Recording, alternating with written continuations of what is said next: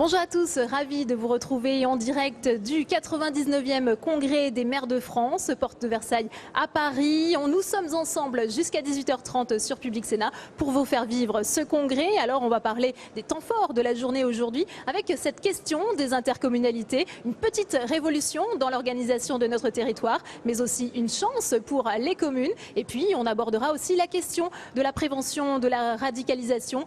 Quel rôle pour les maires? Ce sera le thème de notre débat à 17h. Mais vous le savez, ce 99e congrès des maires de France est aussi le dernier avant la présidentielle de 2017. Rendez-vous incontournable pour les candidats déclarés ou non, et notamment à la primaire de la droite. Alain Juppé et Nicolas Sarkozy se disputent le soutien des édiles. Ce matin, le maire de Bordeaux était dans les allées de ce congrès à la recherche de ses précieux soutiens. C'est un reportage de Quentin Calmé. Dans les allées du congrès, Alain Juppé travaille sa popularité avec ici sa casquette de candidat à la primaire autant que celle de maire de Bordeaux. Les maires sont mes collègues, ils savent que depuis longtemps j'exerce le même mandat qu'eux et ça crée des liens, on se comprend. On est tous à l'écoute de nos concitoyens, en proximité, les mêmes problèmes et en même temps la même passion. J'ai vu qu'il y avait un badge « J'aime ma commune », vous voyez. Moi j'ai mis simplement Bordeaux. La ville de Bordeaux et sa transformation, un modèle selon ses soutiens. Ce mandat local, Alain Juppé veut s'en servir comme d'un tremplin pour la primaire. Il est maire de Bordeaux et il a rénové complètement Bordeaux. Il a fait un travail remarquable. Et hier, nous inaugurions la Cité du Vin à Bordeaux, qui est un bel outil tout à fait pédagogique pour les enfants des écoles, mais aussi pour tous les habitants. Le Salon des maires, un moyen aussi de rencontrer des gens venus de toute la France, même si Alain Juppé n'y parvient pas toujours. On est entreprise de Mérignac. Bienvenue. C'est rigole parce que je ne vois que des Bordelais. Le lieu idéal pour rassembler le maximum d'élus, pour qu'on soit aussi nous les relais auprès de nos populations et partout dans toute la France. Au même moment, Nicolas Sarkozy rencontre lui aussi des maires, mais ne parlait pas à Alain Juppé de cette concurrence. Une forme de concurrence auprès de cet électorat-là? Je ne vais pas m'engager dans des petits débats politiques à l'occasion de ce parcours. Un duel à distance auprès des maires, l'illustration que la bataille entre les deux candidats est bel et bien lancée. Et Nicolas Sarkozy recevait aussi les maires, 300 maires estampillés LR au siège du parti Les Républicains, rue de Vaugirard à Paris, en compagnie de François Baroin, président de l'AMF. Jérôme Rabier et Stéphane Amalian étaient aussi sur place. Opération séduction pour le président des Républicains, avec à ses côtés un atout de poids, le président de l'Association des maires de France, François Baroin. Face à une salle comble d'élus communaux confrontés à la chute des dotations, Nicolas Sarkozy se voit déjà en prochain président de la République et promet de faire table rase des réformes socialistes. Si l'alternance, c'est on garde toutes les lois socialistes et nous on met une petite pincée de sel ici, une petite pincée de poivre là, on risque de décevoir. Donc la loi NOTRe, donc la loi Allure et donc la loi sur le rythme scolaire, au revoir. Sans oublier le non-cumul des mandats sur lequel reviendrait également le patron du parti d'opposition. Nicolas Sarkozy promet aussi de redonner de la liberté aux maires en leur permettant par exemple d'employer du personnel sur des contrats courts de droit privé ou en leur redonnant des marges de manœuvre fiscales. Redonner de l'espace, de l'initiative aux maires, c'est à la fois l'encadrement, le poids de l'État et puis surtout la réduction des budgets. Pas question pour autant de promettre monts et merveilles aux maires. Nicolas Sarkozy n'a pas évoqué un réajustement de la dotation globale de fonctionnement, en chute libre depuis 3 ans, mais de placer la commune au centre de tout. Tout doit être basé sur la commune. 36 000 communes, c'est pas une pauvreté, c'est une richesse. Éviter la faillite des communes et promettre tout l'inverse de ce qu'ont fait les socialistes, voilà le projet présenté par le parti ou par un candidat nommé Nicolas Sarkozy. Le discours de ce midi ne laissait en tout cas aucun doute sur ses intentions présidentielles. Mickaël Zamès nous a rejoint sur ce plateau. Bonjour Mickaël, on le voit, Alain Juppé et Nicolas Sarkozy en quête, on le disait, de ses précieux soutiens, deux méthodes, deux approches. Oui, mais il y a un même but. Un même but, c'est engranger des soutiens, montrer ses forces, montrer ses muscles, et puis surtout, avec un même but, on imagine, c'est être candidat à la primaire et être candidat à l'élection présidentielle. L'un, c'est officiel, l'autre, pour l'instant, il dit que non, mais on imagine qu'il sortira du bois très bientôt. Alors évidemment, ce matin, chez Nicolas Sarkozy, on l'a vu en très grande forme. Nicolas Sarkozy a essayé d'attirer les maires, de draguer un petit peu les maires. Il a même dit à un moment donné, vous avez des cicatrices, vous et moi, on se ressemble, on est de la même famille. Il faut se rappeler qu'il a été maire de Neuilly. C'est pas vraiment non plus là où il y a les plus grands problèmes de France, mais il a été maire. Donc il a voulu essayer de se rapprocher de ce côté-là de la rive en disant que vous êtes et moi, on est ensemble et donc on se comprend. C'est un peu ce qu'a dit aussi Alain Juppé quand on a entendu le reportage de Quentin Calmet. Donc ils essayent de se marquer un petit peu à la culotte. En ce moment même, dans pratiquement une demi-heure, 3/4 d'heure, il y aura plus de 1000 maires dans une salle à Paris avec Alain Juppé. On essaye de se montrer. Et pourquoi? Parce que le maire, c'est fondamental. Le maire, vous savez, c'est celui qui tiendra le bureau de vote des primaires. Donc vous imaginez qu'on a vraiment besoin du maire, on a besoin de ses relais. Et aujourd'hui, le maire, pour 73% des Français, le maire, c'est ce qu'il y a de plus important. Les autres élus ne peuvent pas en dire autant, que ce soit les députés, les sénateurs, les élus locaux. Peut-être. En tout cas, le maire, c'est celui vers lequel on se retourne quand on a un problème aujourd'hui. Voilà pourquoi aujourd'hui, les candidats, que ce soit Nicolas Sarkozy, Alain Juppé, mais aussi les autres, essayent d'avoir le soutien de ces élus et c'est extrêmement important. Et vous avez entendu tout à l'heure Nicolas Sarkozy peut-être parler des choses très importantes pour les élus. Oui au non-cumul des mandats, c'est-à-dire qu'il reviendra sur tout ce qui a été fait par ce gouvernement. Non à la suppression des communes. Oui aussi à quelque chose de très important, ils auront le droit de se séparer d'un collaborateur dans une mairie qui ne leur plaise pas, alors qu'aujourd'hui ils n'avaient pas le droit de faire cela. Pour Alain Juppé, c'est peut-être un peu différent. Alain Juppé, lui, il est maire. Alain Juppé, il se dit, on est de la même famille, certes, on se comprend, vous et moi, on est du même calibre finalement.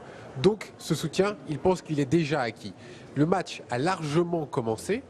Il reste aussi un atout que Nicolas Sarkozy sortira un peu plus tard, on l'a vu sur l'image, c'est celui de François Baroin, le président de l'Association des maires de France, qui visiblement annoncerait dimanche qu'il soutient officiellement Nicolas Sarkozy. On attendra de voir, évidemment, tout cela reste au conditionnel. Mais si c'était le cas, ce serait un apport important pour Nicolas Sarkozy. Eh bien, merci beaucoup, Mickaël, pour cette analyse. Dans le reste de l'actualité aujourd'hui, on va parler de ces terribles inondations qui frappent tout le territoire français. Mais un département est particulièrement sinistré. Il s'agit du département du Loiret. Le président de l'Association des maires du Loiret, Frédéric Cuillerier, était notre invité ce matin. Je vous propose de l'écouter. Cette nuit, vous avez eu affaire à une gestion de crise. De nombreuses personnes ont dû fuir leur maison. Où sont-elles aujourd'hui? Comment elles ont été accueillies? Alors, elles ont été accueillies par les communes, dans des gymnases, dans des salles des fêtes. Et là, les maires se sont mobilisés avec leurs adjoints, avec les équipes municipales, se sont mobilisés de façon extraordinaire, de façon remarquable pour accueillir les habitants de leur commune, mais aussi les conducteurs qui pouvaient être, les automobilistes qui pouvaient être bloqués. Les naufragés de la route, comme on les appelle. Voilà, les naufragés de la route. Et là, il y a une mobilisation extraordinaire qui s'est faite de la part de mes collègues maires, de leurs adjoints, des services techniques. Et je voulais avant tout leur rendre un grand hommage parce que ça montre l'importance aussi que jouent les communes, que jouent les maires, les élus bénévoles, que sont l'ensemble des élus municipaux sur le terrain, notamment en cas de crise. Vous pouvez confirmer qu'il n'y a pas de victimes aujourd'hui? Alors, selon mes informations, et j'ai eu ce matin la cellule de crise préfectorale, il n'y a pas de victimes, pas de blessés. Et là, je voulais rendre hommage aussi à la cellule de crise préfectorale, en particulier à monsieur le préfet et à ses services, aux sapeurs-pompiers, à la sécurité civile, qui ont fait un travail remarquable eux aussi sur le terrain. D'abord pour nous prévenir très tôt et placer notre département en alerte rouge. Et puis ensuite pour intervenir en grand nombre partout où il le fallait, notamment dans le Montargois, dans le Val, sur le secteur de Main-sur-Loire, sur l'ensemble des communes du Loiret. Vous êtes toujours en vigilance rouge aujourd'hui? Oui, nous sommes encore en vigilance rouge dans la mesure où finalement la décrue ne se fait pas et nous attendons demain encore de nouvelles pluies. La nouvelle ville, vous attendez des pluies encore demain, donc oui, ça pourrait plus empirer. modéré, mais pour l'instant il n'y a pas véritablement de décrue. La ville de Montargis est sous les eaux, oui. Et pourtant en plus elle porte un nom bien connu qui est la Venise de la région, on va dire. La Venise du Gâtinais. Du Gâtinais, exactement. Est-ce que vous avez des nouvelles aujourd'hui de ce qui se passe dans la ville, que ce soit les habitants ou que ce soit peut-être des dommages qui ont eu lieu? Alors, les nouvelles qui se passent dans la ville aujourd'hui, c'est qu'il y a 2 brèches qui se sont faites dans le canal du Loing et qui sont venues donc inonder l'ensemble de la ville. Et il y a eu, à ma connaissance, une clinique qui a été évacuée, une maternité, et puis également de l'ordre de 600 habitants. Et là le maire Jean-Pierre Dor, le député maire Jean-Pierre Dor, s'est beaucoup mobilisé avec toute son équipe pour accueillir, là encore, toutes ces personnes en difficulté. Est-ce que vous avez des explications sur ce qui s'est passé? Est-ce qu'il y a eu des défauts? Est-ce que c'est exceptionnel? Oui, on est là au-delà de la crue centenale, puisque nous avons eu des pluies absolument diluviennes. On parle de 160 à 200 mm d'eau en l'espace de 3 jours, ce qui est très important et ce qui est complètement anormal dans notre département. On est au-delà de la crue de 1910 qui avait provoqué un certain nombre de dégâts. On est quelques centimètres à Montargis au-delà de la crue 1910. Monsieur le maire, est-ce que vous demandez aujourd'hui à l'État de prendre en charge et de prendre l'arrêté d'état de catastrophe naturelle? Alors nous demandons effectivement à ce que l'État prenne l'arrêté de catastrophe naturelle, ça c'est un premier point. Le deuxième point, c'est qu'ensuite il faudra voir l'étendue des dégâts et au-delà des assurances, nous solliciterons vraisemblablement, en fonction du point que je ferai avec l'ensemble de mes collègues, un fonds de soutien spécifique de l'État pour venir nous aider à réparer ces dégâts, parce que là encore, c'est les communes qui vont porter bon nombre de dégâts. On en vient à présent à la polémique du jour, ce qu'on appelle déjà l'affaire Karim Benzema, le joueur qui a été écarté de l'équipe de France. Il explique que Didier Deschamps ne l'a pas sélectionné, selon lui, sous la pression d'une partie de la France qu'il dit raciste. Alors Patrick Caner, ministre de la Jeunesse et des Sports, était notre invité ce matin. Il a réagi à ces propos. On l'écoute.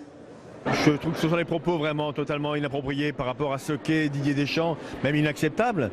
Je considère que Didier Deschamps a fait des choix. Choisir, c'est souvent renoncer, mais je peux comprendre le dépit, je peux comprendre la déception, mais en aucun cas mélanger les genres. Et donc je regrette profondément les propos de Karim Benzema, qui est un immense joueur, mais qui doit respecter les règles de la sélection et pas essayer de trouver des explications qui sont, je trouve, assez compliquées, pour ne pas dire vraiment nauséabonde aujourd'hui au regard de ce qu'est le sport, de ce qu'est le football et son esprit intégrateur. Et après, quand tu dis qu'il reviendra en équipe de France, si on l'appelle à nouveau, vous croyez qu'il va pas y avoir une scission quand même entre les Français et Karim Benzema? C'est quand même des propos très durs qu'il a tenus. Moi, je considère que Karim Benzema pourra demain, peut-être une fois ses affaires judiciaires réglées, et je lui souhaite, mais je ne suis pas juge, je fais la part des choses naturellement, je souhaite qu'il ait encore un jour une carrière dans l'équipe de France, mais en tout cas, c'est pas dans la polémique qu'on peut envisager cette carrière et aujourd'hui je crois qu'il faut rester concentré complètement sur la compétition et ne penser qu'à cela, être rassemblés derrière les Bleus. Les maires de France soutiennent la candidature de Paris au JO 2024. Ils l'ont redit aujourd'hui, c'était un peu plus tôt cet après-midi, en présence de nombreuses personnalités, mais aussi d'anciens champions olympiques. On voit tout de suite des extraits. D'abord, cette candidature de Paris, c'est la candidature de toutes les communes de France. Et je veux vous dire qu'avec Paris 2024, c'est la France entière et les communes qui vont gagner. Donc vive Paris 2024 et vive les communes de France. Merci d'être là et de votre soutien. On a besoin de tout le monde, on a besoin de tous pour représenter la France des territoires, la France dans sa diversité, dans sa richesse, dans ses accents. On le voit avec moi. Soyons tous ensemble, portons le vrai message d'une France qui gagne. Bravo et merci à tous. Moi, je suis très heureux de retrouver avec mes deux familles, la sportive et les élus locaux. Et Dieu sait que j'étais fier d'être maire pendant longtemps. Le CIO nous regarde. Alors si j'avais un message à faire passer, c'est que les uns et les autres, nous puissions nous inspirer de la trêve olympique. La trêve olympique, c'est dans l'Antiquité, pendant les Jeux, il y avait l'arrêt de tous les combats. Donc, adaptons-la aujourd'hui et faisons en sorte que cette trêve olympique soit respectée, qu'il y ait toujours des revendications, mais pas d'actions contraignantes et qui viennent entraver la bonne marche des grandes manifestations sportives internationales, comme par exemple l'Euro 2016 ou les Jeux Olympiques. Et ça, le CIO saura entendre et regarder votre message. Nous avons souhaité être aux côtés de la ville de Paris, membre éminent de notre association, être aux côtés du comité olympique, être aux côtés du comité de l'organisation de la candidature de Paris, être aux côtés de l'État, être aux côtés de la région, de la métropole. Et la candidature de Paris doit être la candidature de la France et de toutes les communes de France. Tous les maires de France ici présents ou un peu partout qui regardent nos travaux prendront des délibérations pour que Paris, en effet, devienne la candidature de la France tout entière. La victoire de Paris en 2024, ce sera la victoire de toutes les communes de France. Et Anne Hidalgo, la maire socialiste de Paris, a rappelé l'importance que représentaient ces Jeux pour la capitale. On l'écoute au micro de Géraldine Baboileau. Moi, c'est ce que j'essaye de faire, de parler de ce qui fait qu'on est un territoire, un pays très fort avec énormément de ressources. Quand on porte la candidature aux Jeux Olympiques, c'est aussi ce message positif qu'on donne. Ensuite, je pense qu'il faut que chacun, dans des périodes comme celle-ci, tire aussi des éléments de responsabilité, que le dialogue s'instaure, qu'on trouve vraiment les voies de sortie à des conflits sociaux qui ont leur légitimité, mais qui effectivement avec la grande fête du foot qui s'annonce, pourrait être réglée, et ça serait bien qu'il soit réglé avant. Quand il y a des moments et des événements très fédérateurs, qu'on puisse tous se retrouver. La candidature olympique, elle est portée vraiment de façon très unitaire, quelle que soit notre formation politique, quel que soit notre territoire, nous sommes tous réunis, et je crois que ça, c'est quelque chose de formidable. Donc si les Jeux, si cette belle étoile que nous avons là, avec cette candidature aux Jeux Olympiques et Paralympiques de 2024, si tout cela peut donner aussi confiance et nous donner une capacité à nous unir, je n'en serais que très heureuse.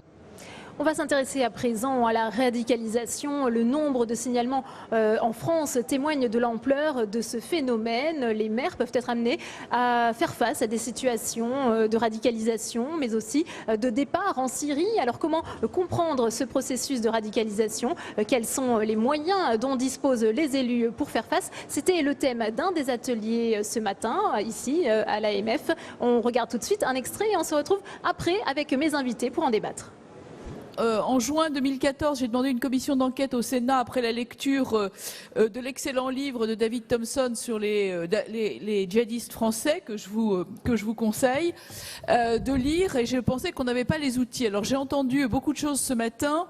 Ce que je sais aujourd'hui pour contextualiser, qui est quelque chose qu'on aime faire, le texte dans le contexte, c'est que les maires sont extrêmement isolés, deux, ils sont confrontés à un sujet qui les dépasse, et trois, très souvent, quelles que soient les mesures qu'ils prennent, les résultats ne sont pas au rendez-vous. Alors, à cela, j'ai beaucoup entendu de choses ce matin. L'État s'est trouvé quand même en face d'un phénomène qui a été mal appréhendé et qui est un phénomène nouveau, celui de la radicalisation. Face à ce phénomène, on a utilisé ce qu'on avait, c'est-à-dire la Miviludes d'un côté, le centre de prévention de la délinquance qui est devenu le centre de prévention de la délinquance et de la radicalisation, et les outils se sont mis en place les uns après les autres, ce qui constitue cette espèce de patchwork qu'on a entendu ce matin et qui correspond pas forcément à l'attente des maires. C'est-à-dire, le maire a besoin de savoir, un, s'il y a des gens radicalisés sur son territoire, deux, s'il en décèle, à qui il doit rapporter, trois, comment est traitée cette information, quatre, est-ce qu'il y a un retour de cette information? Et à toutes ces questions-là, on n'a pas de réponse. Et donc, moi j'ai vu la question notamment à Hérouville-Saint-Clair, où il y a quand même eu un certain nombre de problèmes récemment, c'est que quelles que soient les mesures qui sont prises, les mesures de dialogue avec les communautés musulmanes, les mesures d'encadrement social, les mesures de prévention ou de discussion avec la jeunesse et aussi des structures d'encadrement, finalement, il y a des gens qui se radicalisent et ça échappe complètement au contrôle des maires. Donc je crois que ce qui a été fait aujourd'hui entre le ministère de l'Intérieur, celui de la Ville et l'Association des maires de France constitue un préalable absolument nécessaire, et je crois que c'est un très grand pas qu'a fait l'Association des maires de France pour pouvoir offrir aux maires cette formation dont ils ont besoin. Alors on a parlé tout à l'heure de l'islam, mais il faut bien comprendre que nous ne sommes pas préparés. Nous ne faisons pas la différence, enfin on commence à la faire parce qu'évidemment les télés, les radios et les chaînes d'information continue se chargent de diffuser un certain nombre de choses, donc je crois qu'on doit sortir un peu des banalités, mais c'est vrai que c'est un peu difficile et que ça a été difficile de voir si quelqu'un est en phase de radicalisation parce qu'on n'a pas les outils. L'UCLAT a mis en place une grille de lecture, là aussi il y a de la communication et de la formation. Donc on a d'abord formé les formateurs, je crois qu'après 2 ans pour faire face à ce problème extrêmement grave, on a beaucoup progressé. Aujourd'hui, la question qui se pose, à mon sens, c'est comment on peut mieux encadrer les maires, mieux les former, c'est ce que vous préparez avec la Convention, et comment eux peuvent réagir. Donc moi j'aurais une réponse très simple et unique, c'est l'unité centrale de lutte antiterroriste. Pour moi, le plus important est pouvoir décrocher votre téléphone, de faire le 0005696, c'est-à-dire le numéro vert de l'UCLAT. Vous allez avoir, et M. Garnier qui est le directeur de l'UCLAT vous en parlera mieux que moi, vous aurez là des spécialistes. Vous ne tombez pas dans la délation, vous avez besoin, si vous voyez quelque chose, il faut dire quelque chose. Et ce qu'il faut régler, à mon sens, et là où il faut qu'on travaille ensemble, c'est sur la traçabilité du renseignement. Moi, j'ai essayé de déposer au Sénat plusieurs fois des amendements pour savoir pourquoi les maires ne pouvaient pas disposer de la fiche S, c'est-à-dire des gens surveillés et radicalisés qui étaient sur leur territoire. Et c'est une vraie difficulté, parce que vous avez des gens signalés. Alors il faut savoir que la fiche S, très rapidement, c'est un document de travail. Ça ne constitue pas un fichier. C'est pas une preuve de culpabilité, mais c'est un indice de dangerosité. Et les maires nous ont longtemps et souvent réclamé en disant mais comment se fait-il que sur nos territoires, alors qu'on nous demande de faire la police, alors qu'on nous demande de coopérer, comment se fait-il que nous ne puissions pas avoir cette fichesse? Simplement, il faut savoir que cette fichesse est simplement un document de travail. Comment est-ce qu'on peut faire? Je crois qu'on en a parlé tout à l'heure avec Monsieur Garnier. Je crois que là, il faut coopérer avec la préfecture. Je crois qu'il faut dans le cadre d'un dialogue local, essayer d'obtenir ces renseignements, je dirais, dans un cadre consensuel, mais on ne peut pas attendre de l'État une disposition. Oui, non, mais je sais que c'est frustrant, mais on est aussi pour parler. On ne peut pas seulement parler de banalité, il faut aussi parler de sujets qui fâchent. Et je vais être mal notée, mais je parle de sujets qui fâchent. Qu'est-ce qu'on fait quand on est maire, quand on fait ce qu'il faut et qu'on ne sait pas, et qu'on apprend par BFM Télé un matin qu'il y a des gens radicalisés sur votre territoire? Qu'est-ce qu'on fait? Voilà. Donc j'ai dépassé mon temps de parole. On va passer la parole au maire. Enfin, Monsieur le Président de séance va passer la parole au maire. Mais sachez qu'on est extrêmement concernés et que ce qui est plus important, c'est vos témoignages de façon à ce que le législateur que je représente très modestement ce matin, mais sur un sujet que je maîtrise un peu, puisse prendre les mesures nécessaires. Merci de votre attention. Merci Madame. Merci Madame Goulet. Alors, transition facile et immédiate. Je passe la parole au maire de Chalon-sur-Saône, Gilles Platré. Merci beaucoup. Je vais effectivement être assez bref et je vous prie par avance d'excuser mon départ parce que je suis, par des contraintes d'emploi du temps, obligé de partir après mon intervention. Peut-être pour répondre à la question que vous vous posiez, Madame le Sénateur, c'est tout simplement l'expérience de Chalon-sur-Saône dont j'aimerais vous faire retour puisque nous avons décidé de mettre en place il y a maintenant quelques mois une cellule municipale d'échange autour de la radicalisation. Ça fait suite au discours qu'avait tenu le Président de la République devant nous, les maires de France, le 18 novembre dernier, 5 jours après les attentats, où il appelait les élus et les maires en particulier à prendre leur part dans la lutte contre la radicalisation islamiste. J'avais saisi dans la foulée le préfet de Saône-et-Loire pour lui proposer de mettre en place un dispositif qu'il a accepté et que nous avons mis en place en début d'année, qui est donc une cellule municipale d'échange dont le concept a été préparé par le cabinet ERM, en lien d'ailleurs avec le préfet Engan et le comité interministériel de prévention de la délinquance et de la radicalisation, qui réunit un rythme à minima mensuel autour d'une présidence que le maire assume, les services préfectoraux avec le sous-préfet, le commissaire de police, le renseignement territorial et un certain nombre de services qui sont liés directement à la ville. Cette cellule est volontairement resserrée parce que nous devons évidemment traiter des informations confidentielles. Il ne s'agit pas de faire de grands messes publiques pour que ces informations qui ont besoin d'être traitées dans la discrétion puissent l'être efficacement.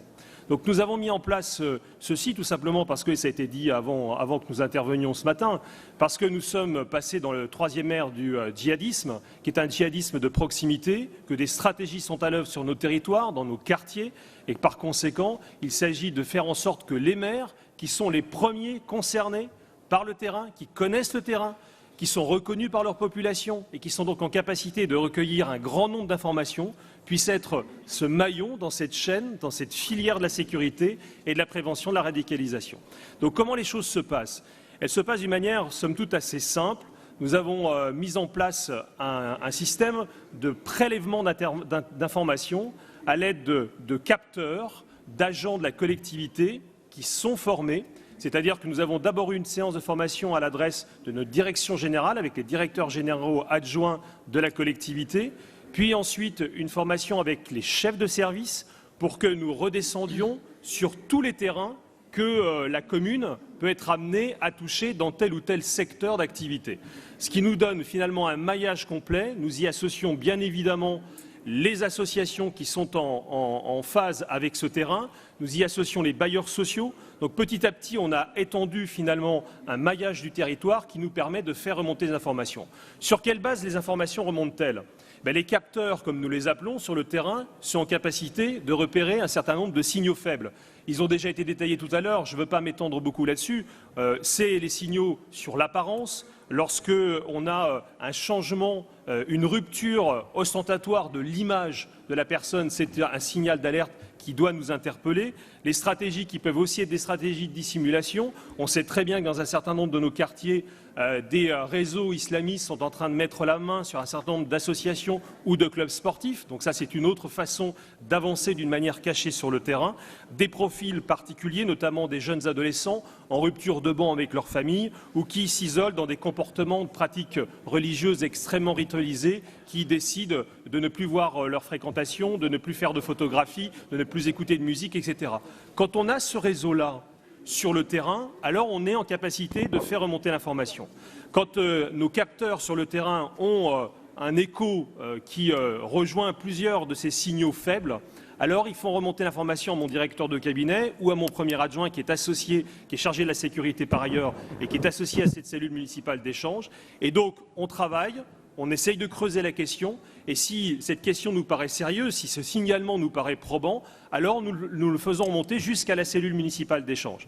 S'il y a urgence, évidemment, elle se réunit en urgence, sinon nous attendons la réunion qui, comme je vous le disais, se produit à un rythme mensuel. À partir de là, donc avec le renseignement territorial, le commissaire de police, le sous-préfet, le chef de la police municipale, nous échangeons autour de ce cas particulier et la cellule municipale décide soit de donner suite, et dans ce cas-là, il y a transmission par le sous-préfet ou l'agent du renseignement territorial à la cellule départementale pour qu'il y ait plus ample informé. Et après, j'allais dire, le maire a fait son travail, et nous avons fait collectivement notre travail. C'est à l'État et au service de l'État de traiter ces cas-là. Il s'agit bien. Moi, je ne suis pas forcément ultra demandeur d'avoir toutes les informations confidentielles parce que nous sommes en matière de sécurité publique et il est nécessaire que nous fassions notre travail de transmission. Mais le retour, s'il y a nécessité de le faire, je fais confiance au service de l'État pour le faire. Mais ce n'est pas une revendication première. Mon premier travail, mon premier souci, c'est de faire en sorte que nous transmettions l'information. Après, elle est traitée par des gens dont c'est le métier.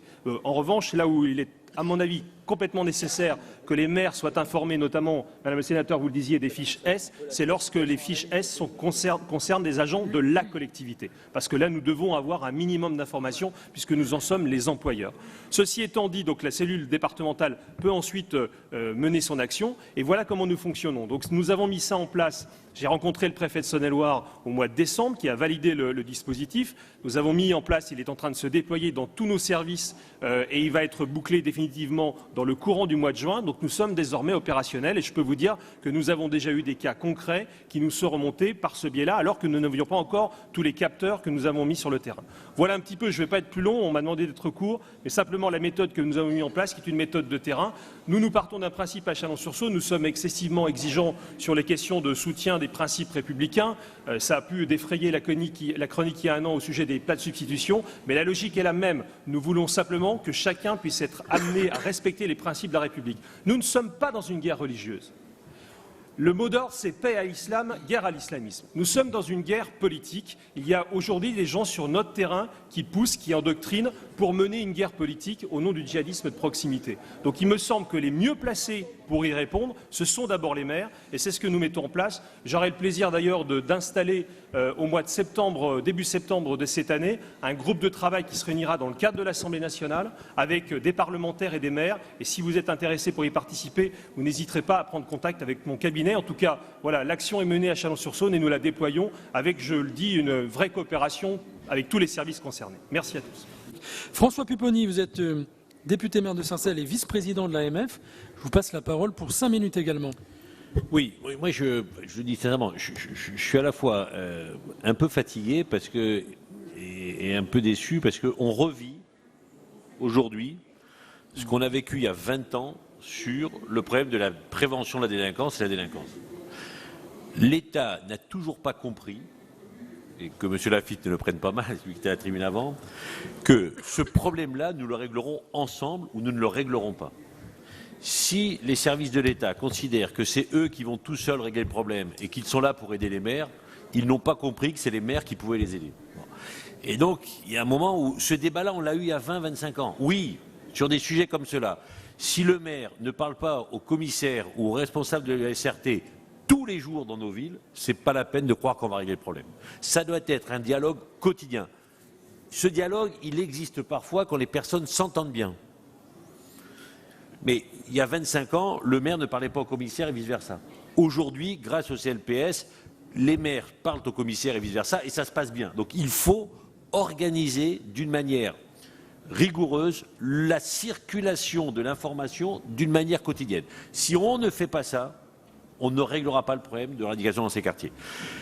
Donc moi j'insiste vraiment parce que j'entends les textes qui viennent d'en haut, mais sincèrement, ils ne sont pas encore arrivés en bas. Moi je suis dans le même département que ma collègue, mais je suis associé à aucune structure départementale de travail sur la radicalisation par la préfecture. Et Sarcelles étant une ville un peu concernée par le sujet. Bon. Donc le temps que ça arrive, que les services préfectoraux mettent ça en place, ça prend du temps. Or je pense qu'il y a urgence. Je ne remets pas en cause la volonté politique du ministre, elle est entière. Et il a raison. Et effectivement, ce qui a été dit tout à l'heure, la convention signée entre l'État et l'AMF est exemplaire parce que ça va dans ce sens-là. Mais il faut que localement, les services déconcentrés de l'État mettent en œuvre tout cela et acceptent qu'on travaille ensemble. Après, je le répète, chacun a sa place, chacun a ses compétences. Le maire ne doit pas tout savoir, on ne doit pas tout lui dire. Il y a des procédures judiciaires, il y a des secrets défense, on sait tout ça. Mais au moins un minimum de circulation de l'information, c'est le fondamental. Alors, comment on a fait? On l'a fait comme dans certaines villes qui ont parlé avant moi. On se débrouille, on monte des systèmes. Nous, on a mis un système depuis longtemps où on arrive à peu près à savoir ce qui se passe. Mais ce qui m'inquiétait, c'est qu'une fois qu'on sait ce qui se passe, on ne sait plus qui fait quoi pour prendre en charge le diagnostic et le constat qui a été fait. Donc on est en train de mettre en place à Sarcelles une structure expérimentale de prise en charge pluridisciplinaire où lorsqu'un jeune sera signalé, je répète, moi je ne m'occupe pas de jeunes radicalisés. Je m'occupe, parce que ça relève de services compétents, justice et police. Par contre, je dois m'occuper et aider tout le monde à s'occuper des jeunes qui sont en train de se radicaliser. Ceux qui sont approchés, ceux qui sont en train de basculer. Cela, c'est de notre ressort collectif. Donc nous, on va mettre en place une structure pluridisciplinaire avec des gens compétents pour traiter le jeune qui aurait été repéré. Parce qu'aujourd'hui, alors ça existe au niveau national, ça existe un peu au niveau départemental, mais on voit bien qu'il y a une difficulté et qu'il faut multiplier les structures. Ça coûte de l'argent. Hein. Nous, le projet qu'on a déposé, c'est 500 000 € annuels. Hein. Si on veut des gens compétents dans une ville de 60 000 habitants qui s'occupent de ce sujet-là, ça coûte 500 000 € par an. Parce qu'il faut les payer, il faut payer des structures. Quand on a vu tout à l'heure que sur 22 projets, il y a eu 140 000 €, et je ne suis pas sûr que les 40 millions qui sont importants et qu'il fallait faire suffiront au financement. Mais c'est déjà une première approche importante. Et puis après, dernier point, tout ça va se mettre en place, il faut accélérer, après il faut les structures prises en charge. Après, il ne faut pas confondre deux types de radicalisation. Il y a une radicalisation religieuse. La communauté musulmane a, dans ces quartiers-là, mais pas seulement, une pratique de plus en plus radicale de sa religion. Là, des gens semblent offusqués par le fait que certains refusent de serrer la main. Oui, on peut l'être. Moi, en tant que maire de Sarcelles, ça fait 20 ans que je ne tends plus la main à aucune femme. Parce que 2-3 fois, j'ai tendu la main à une femme il y a 20 ans et je suis resté avec la main tendue. Bon. Et ce n'était pas avec des musulmans, c'était avec des juifs. Parce que la pratique radicale des religions, elle ne concerne pas que la religion musulmane. Toutes les religions se radicalisent.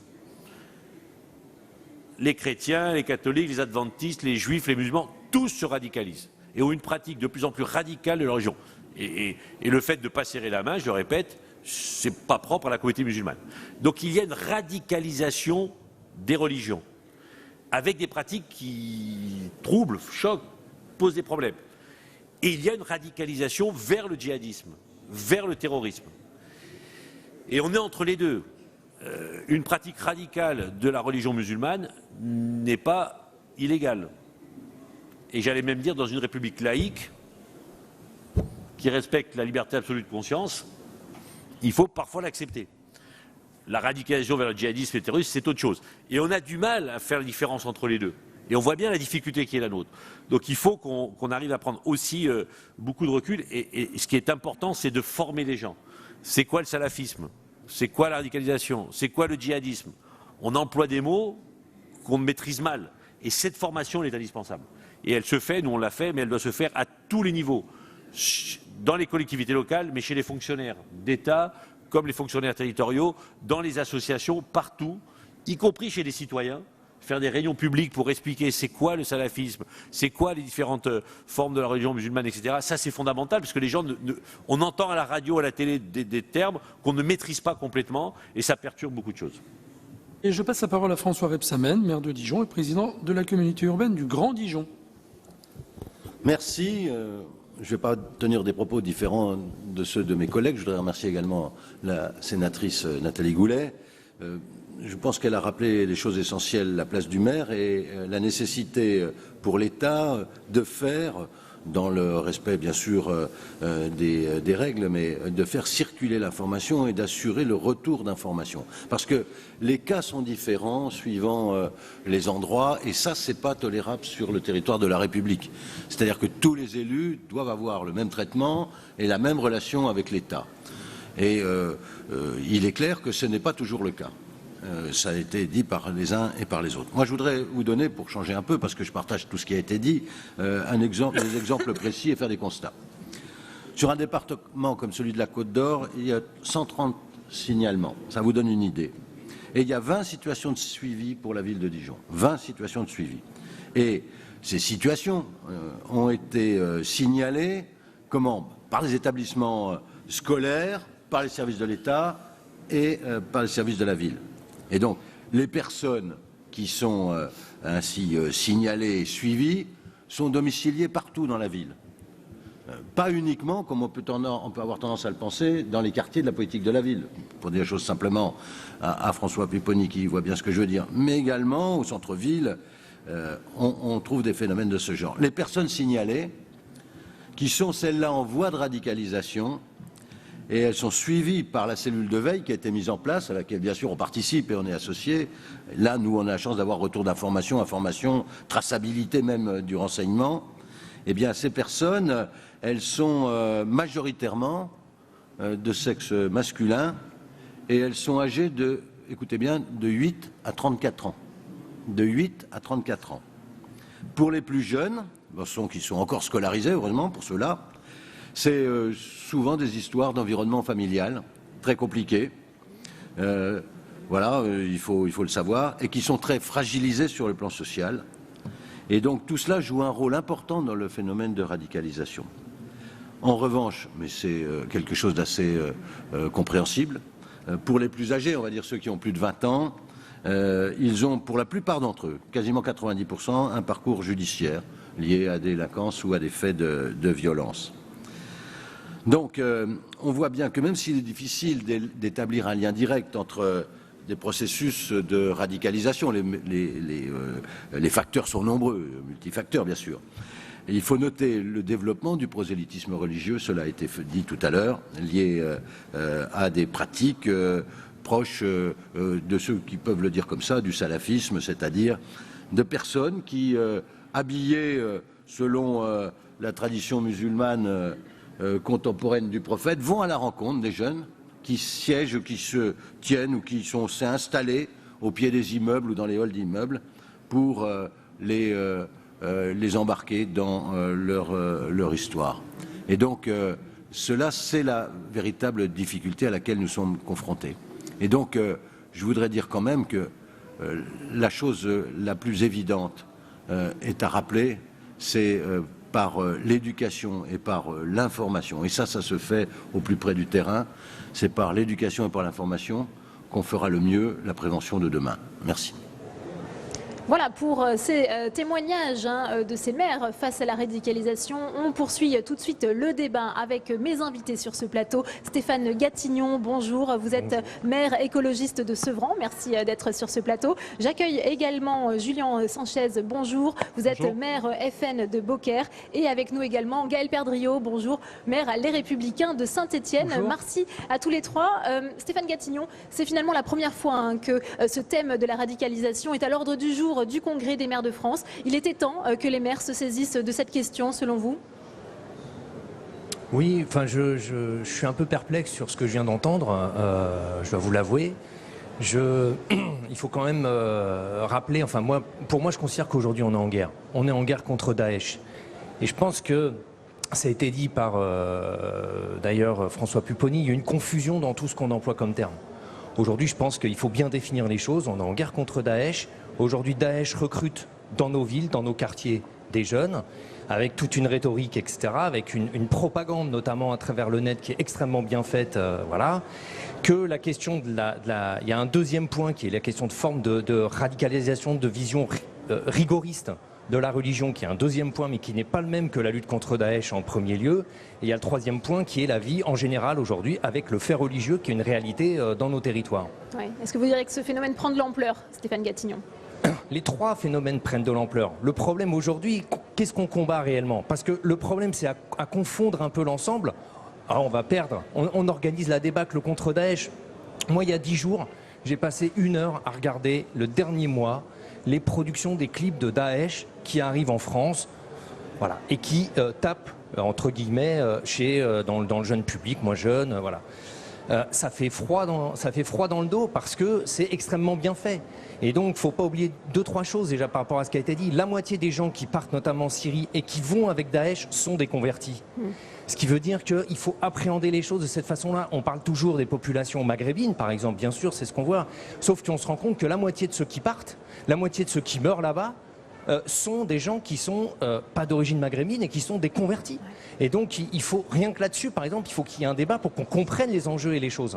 Gaël Perdriau, c'est vrai que ça peut toucher tous les administrés, quelle que soit finalement leur origine sociologique. Est-ce que les maires se sentent désarmés face à ces départs, notamment vers la Syrie? C'est sûr que c'est un phénomène qui prend de l'ampleur au niveau national et que c'est bien au niveau de l'État et du gouvernement que les décisions sont à prendre. En revanche, on ne peut pas rester les bras croisés parce que finalement, ce sont nos fils, nos frères dans nos villes qui sont concernés et nous avons un devoir, je crois, de travailler sur l'information des services de renseignement, de la police, de la gendarmerie. C'est ce que nous faisons régulièrement en préfecture parce que la ville est présente au travers de ses nombreux agents municipaux dans l'ensemble de la ville, dans les services publics. Nous travaillons également avec des centres sociaux dans les quartiers, avec des clubs sportifs, des associations culturelles. Et donc, c'est intéressant, avec la Mivilude, de décrire les signes avant-coureurs de radicalisation, en tout cas de changement de comportement, pour pouvoir les faire remonter ensuite aux services de police, dont c'est le travail de faire les enquêtes et éventuellement d'appréhender ceux qui le méritent. Ouais. Julien Beaucaire, on voit effectivement ce travail de prévention très important, mais aussi difficile. On se souvient que les kamikazes, notamment du Bataclan, je veux parler par exemple de Sami Amimour, il avait eu un parcours classique connu à Drancy pour être un garçon sans histoire et sa famille avait notamment beaucoup de contacts avec Jean-Christophe Lagarde, le maire UDI de Drancy, qui s'était dit extrêmement surpris. Alors comment on fait justement pour prévenir ces cas de radicalisation? Moi je vais un petit peu dénoter, je suis désolé, mais c'est vrai qu'on constate que la classe politique s'intéresse beaucoup à ce sujet-là depuis les attentats qui se sont déroulés sur le sol français. Nous au Front National, ça fait des années qu'on évoque ce phénomène de radicalisation et de problématiques importantes qui se déroulent sur le sol français. parfois même grâce à l'aide de municipalités qui font des beaux amphithéotiques pour accueillir certains lieux de culte. Et je crois qu'il faut aujourd'hui relever un petit peu le débat. Ce n'est pas seulement le problème de la radicalisation. C'est le problème de l'immigration massive qui se pose aujourd'hui dans notre pays. Et il faudrait, avant de penser à déradicaliser notre pays, arrêter d'accueillir des radicaux aussi, parce qu'on en accueille beaucoup en ce moment parmi la masse de migrants qui arrivent sur le sol français. Et quand je vois des maires comme Madame Hidalgo qui créent aujourd'hui, qui annoncent créer des centres pour réfugiés, etc. Vous faites Quelles le sont les lien entre priorités? immigration massive et radicalisation. Tout Bien le monde sûr, ne le fait pas. bien sûr, je crois qu'il y a un lien évident à la fois entre l'immigration massive et l'insécurité, à la fois entre l'immigration massive et également la radicalisation. Voilà, je crois que c'est très clair. On le voit puisque certains de ceux qui ont commandité ces attentats sont passés parmi les réfugiés et on l'a vu. Alors, Stéphane Gatignon, une réaction à ce que vous venez d'entendre? Non, simplement par rapport à ce que je viens d'entendre, c'est qu'on n'est pas... Enfin, par rapport au sujet, la guerre qu'on doit mener contre Daesh, y compris ici, y compris dans nos territoires, il faut comprendre ce qui se passe.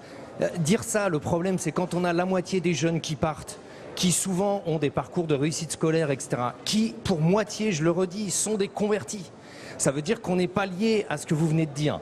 Et donc, ça veut dire qu'on ne peut pas combattre de cette façon-là les choses. Et aujourd'hui, le problème qu'on a, c'est que ces jeunes qui partent de chez nous, ils vont là-bas, ils servent là-bas en général de chair à canon, et on le sait très bien, certains autres vont revenir sélectionnés. D'ailleurs, ceux qui reviennent ne sont pas la moitié des convertis. La moitié des convertis, en général, servent de chair à canon là-bas. Ceux qui reviennent sont effectivement des gens d'origine, souvent maghrébine, pour montrer que c'est le monde musulman qui est en guerre contre nous. Simplement, regardez, et c'est pour ça qu'il faut regarder pour mieux comprendre le phénomène, ce que dit Daesh. Il faut aller voir, et ce qui serait intéressant, y compris ici au maire, c'est montrer la rhétorique qui est employée dans tous les clips et tout ça.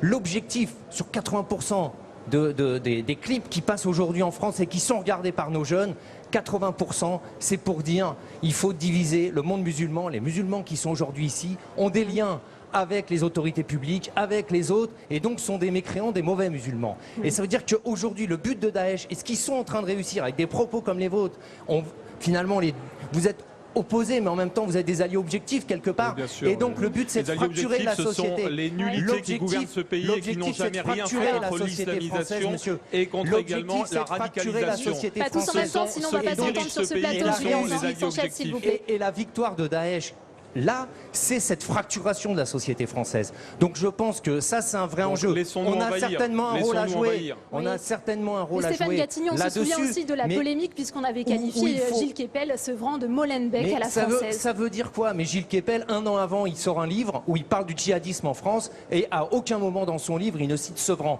Ensuite, je pense qu'il faut faire attention. Les choses ne sont pas simplement dans nos villes. On est sur des territoires. Si vous prenez par exemple le parcours de certains jeunes sevranais qui sont partis, de Sevran, il y en a un qui est devenu musulman à Aubervilliers, un autre qui est parti sur une mosquée avec le Bourget, la même dont vous citez, vous avez cité quelqu'un tout à l'heure qui s'est fait sauter au Bataclan, c'est la même mosquée. Donc on voit bien qu'on est sur des territoires. Si on conçoit simplement en ville les choses, on est mort derrière. C'est-à-dire qu'il faut concevoir le combat contre Daesh à l'échelle du territoire. Oui. Comment ça se passe à Saint-Étienne? Est-ce qu'il y a aussi des cas de radicalisation, des difficultés dans les quartiers, Gaël Perdriau? Alors il y a des cas effectivement de radicalisation, même si les différentes perquisitions qui ont eu lieu n'ont rien découvert, n'ont rien montré. Je crois au contraire qu'il est important de ne pas amalgamer, je dirais, le monde musulman, tous les musulmans. Il y a les fidèles musulmans qu'on retrouve dans les mosquées où je crois que les démarches qui sont faites par le culte régional musulman, notamment en Rhône-Alpes, va dans le bon sens, où on contrôle à la fois les imams qui sont formés en France, où les prêches sont obligatoirement en français pour pouvoir mieux contrôler ce qui s'y dit. Et en revanche, il faut lutter contre les lieux de prière, je dirais, qui développent des discours. Est-ce que les élus, et notamment les maires, sont démunis face à certains prédicateurs salafistes qui officient dans certaines mosquées? Je crois que ce n'est pas effectivement le rôle d'un maire de pouvoir savoir ce qui se passe dans une mosquée, d'intervenir. Ça fait partie, je dirais, des missions du ministère de l'Intérieur. En revanche, on a un certain nombre d'informations. Peut-être aussi des autorités. Bien sûr, parce qu'on est proche de notre population et que les informations, on arrive toujours à les recevoir. C'est à nous de les transmettre. Mais c'est bien à l'État, au gouvernement de faire le maximum pour éradiquer ces lieux de radicalisation. Ouais, Julien Sanchez. Oui, je pense qu'il faut regarder les problèmes en face, il faut appeler un chat, c'est-à-dire quand on constate des choses, il ne faut pas se mettre la tête sous terre comme on le voit depuis des années dans ce pays. Et vous parliez d'exemples concrets. Moi, juste après les attentats, on sait qu'il y a eu des minutes de silence dans les établissements scolaires notamment. On sait qu'à chaque fois, il y a des élèves qui sifflent ces minutes de silence. Eh bien, j'avais proposé notamment que les principaux de collèges, de lycées puissent indiquer aux autorités qui a sifflé ces minutes de silence et qu'on puisse aller regarder du côté de ces familles dont les enfants sifflent les minutes de silence. Il y a quand même un problème. Si à 15-16 ans, on siffle ou on rigole pendant une minute de silence après des attentats qui ont frappé des Français, c'est qu'il y a quand même un gros problème dans la famille. Julien Sanchez, le gouvernement a lancé un grand plan de lutte contre la radicalisation. Je vous propose d'écouter Patrick Kanner, ministre de la Ville, de la Jeunesse et des Sports. Il s'exprimait ce matin sur notre antenne. Nous avons déjà donc porté la formation de 10 000 intervenants éducatifs et je pense aussi aux éducateurs spécialisés sur ces questions parce que ce sont des défis nouveaux, des phénomènes nouveaux qu'il faut savoir comprendre et il faut comprendre pour pouvoir ensuite agir et agir de manière efficace. Et je suis intimement convaincu qu'aujourd'hui, notamment les intervenants municipaux, les fonctionnaires municipaux doivent être plus aguerris pour lutter contre ces phénomènes et surtout repérer ces phénomènes. Et c'est pour cela que nous avons signé une convention d'objectifs et le partenariat avec l'AMF, François Barouin, le président de l'AMF, pour justement fluidifier les relations entre les services de l'État dans toute leur ampleur, à savoir justice, police, dans le cadre notamment des conseils locaux de prévention de la délinquance qui sont les outils normaux où cette coopération doit pouvoir se manifester. Donc cette convention est une première en l'espèce. Elle est centrée sur les questions de radicalisation qui est un défi nouveau pour l'État depuis quelques années, mais aussi pour les maires qui souhaitent être mieux considérés en la matière parce qu'ils ont une information, ils ont un contact direct avec la population, ils ont une connaissance du terrain qu'ils veulent mettre à la disposition du projet global qui est celui de la prévention de la radicalisation. David Lazarus nous a rejoint sur ce plateau. Bonjour, vous êtes le maire socialiste de Chambly dans l'Oise. On le sait qu'il y a eu cette convention de partenariat signée entre l'État et l'AMF pour lutter contre ces phénomènes de radicalisation. Qu'attendez-vous finalement, vous, de l'État pour le soutien et l'accompagnement des maires dans cette prise de conscience et cette prévention de ce phénomène de radicalisation? Oui, bonjour. D'abord, très clairement, pas d'angélisme. C'est un vrai sujet, c'est un sujet d'actualité, c'est un sujet qui s'inscrit dans la durée. Et peut-être que les gouvernements précédents l'avaient méconnu, l'avaient sous-estimé, et aujourd'hui, on se prend tous de plein fouet cette réalité. Ce partenariat, c'est quoi? C'est à la fois avoir la République, la laïcité, qui doivent être notre talisman à tous, et puis en face, les élus locaux de terrain, parce que c'est nous qui sommes au cœur aussi du dispositif de la détection, de la prévention.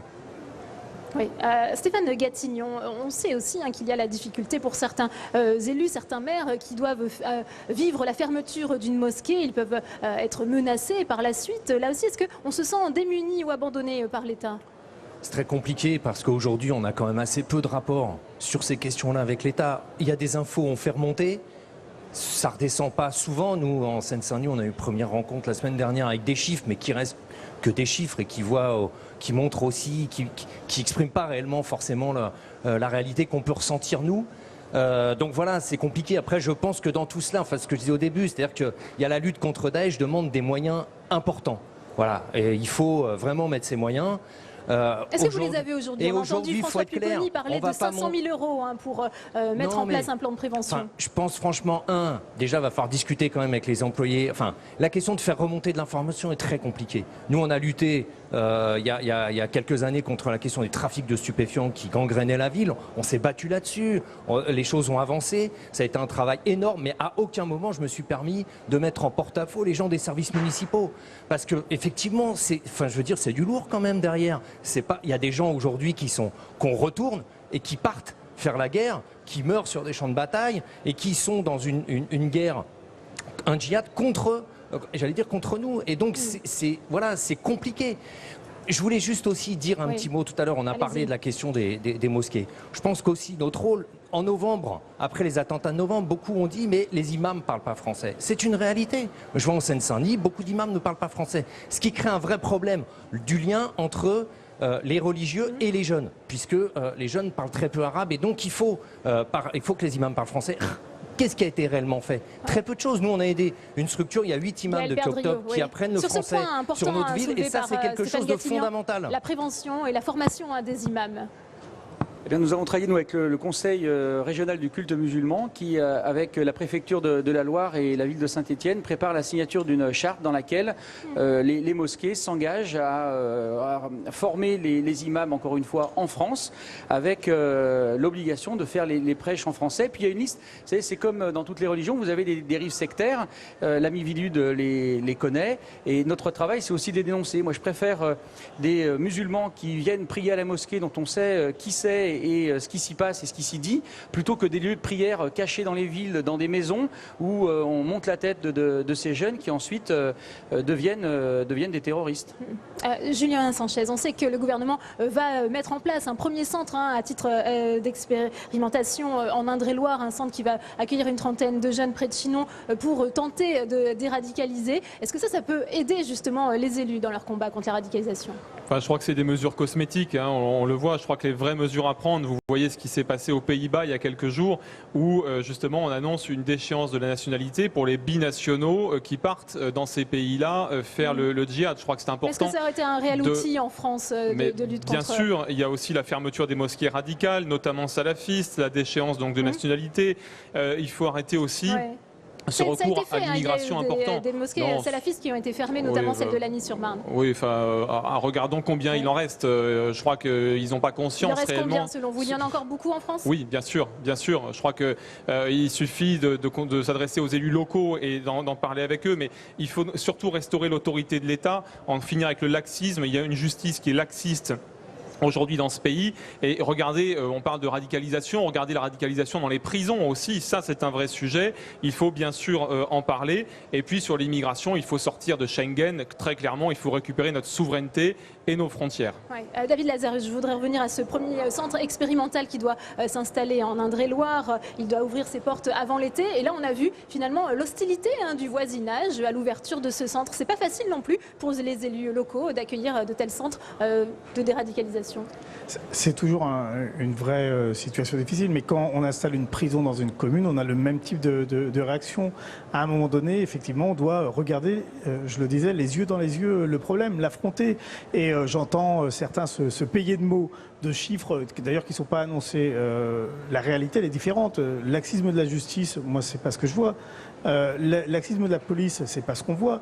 Depuis malheureusement plus d'un an, on voit l'inverse qui se produit. Alors, donnons des moyens supplémentaires, accompagnons-les.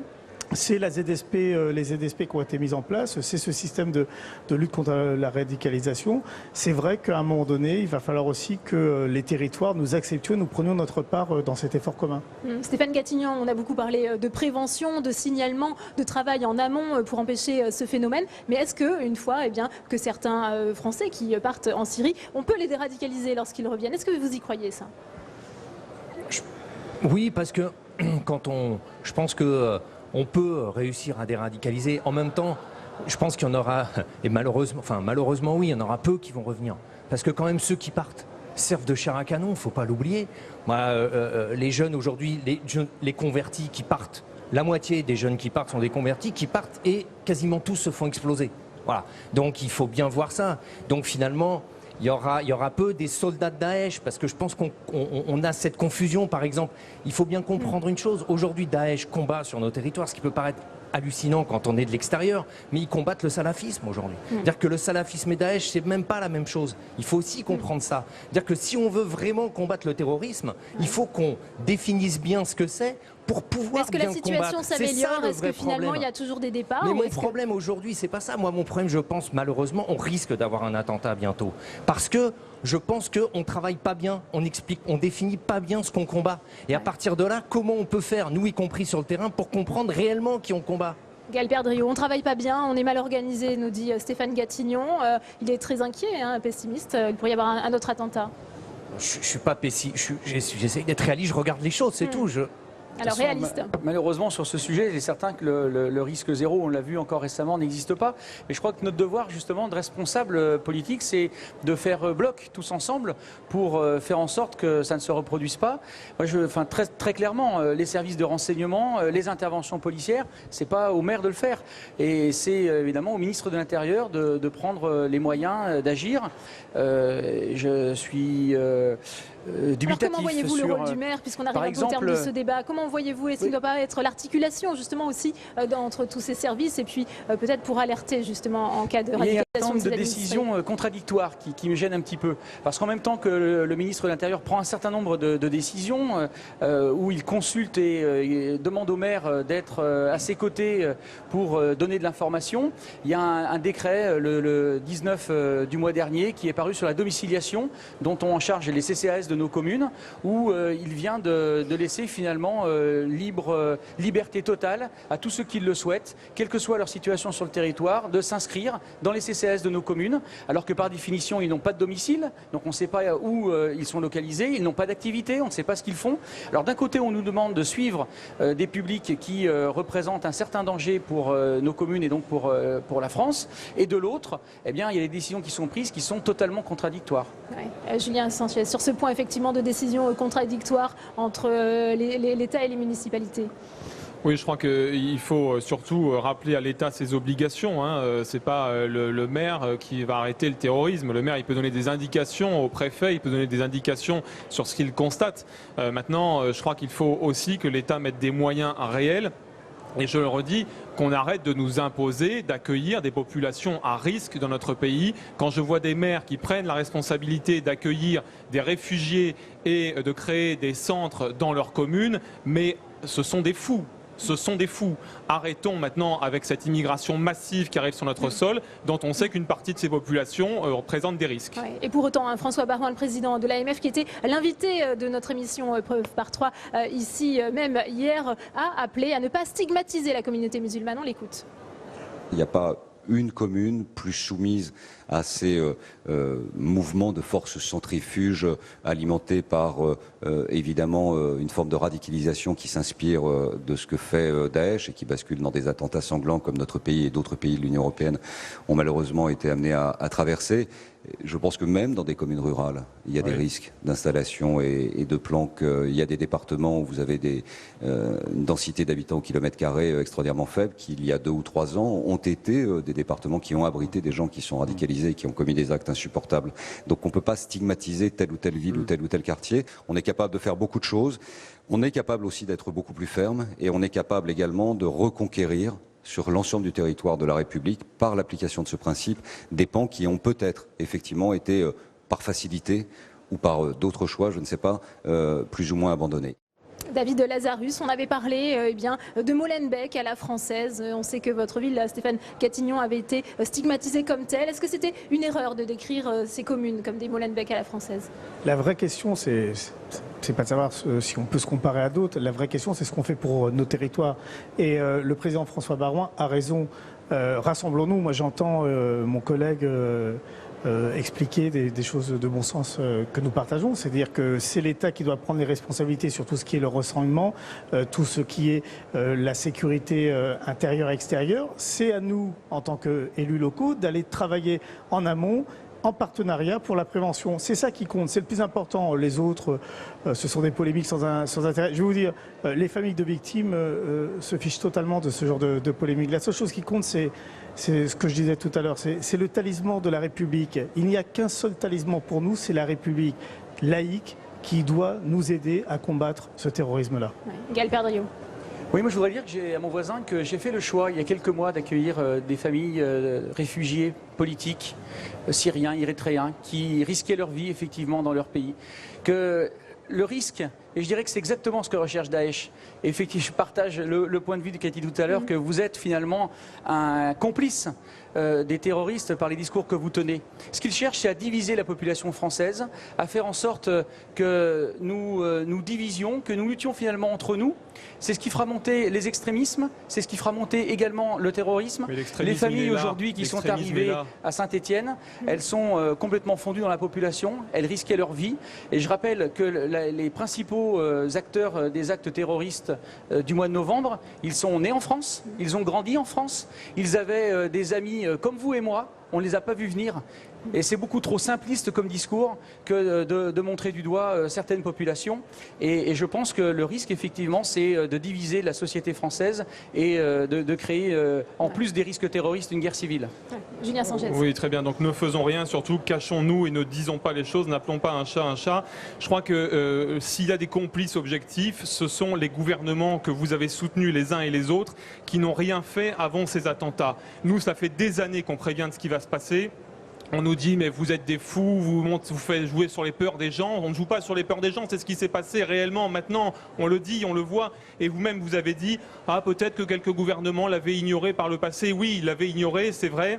Mais il ne faut pas ignorer aujourd'hui ce qu'on est en train de nous imposer, qui est une invasion migratoire de notre pays. Et il faut stopper cette invasion migratoire. Et encore une fois, moi je ne fais pas d'amalgame en disant que tous les immigrés sont ceci ou cela. Il faut arrêter. Mais on ne peut pas dire qu'on ne prend pas un risque en faisant venir des réfugiés de ces pays-là ici. Ils ont plus de chances d'avoir des risques que d'autres personnes. Stéphane Gatignon, on arrive au terme de ce débat. Peut-être pour finir, est-ce que les choses évoluent un petit peu quand même dans le bon sens, On a dit avec la prise en compte de ces difficultés des maires, la mise en place d'un plan de prévention, on a entendu Patrick Haner, et aussi ces centres de déradicalisation qui vont voir le jour en France.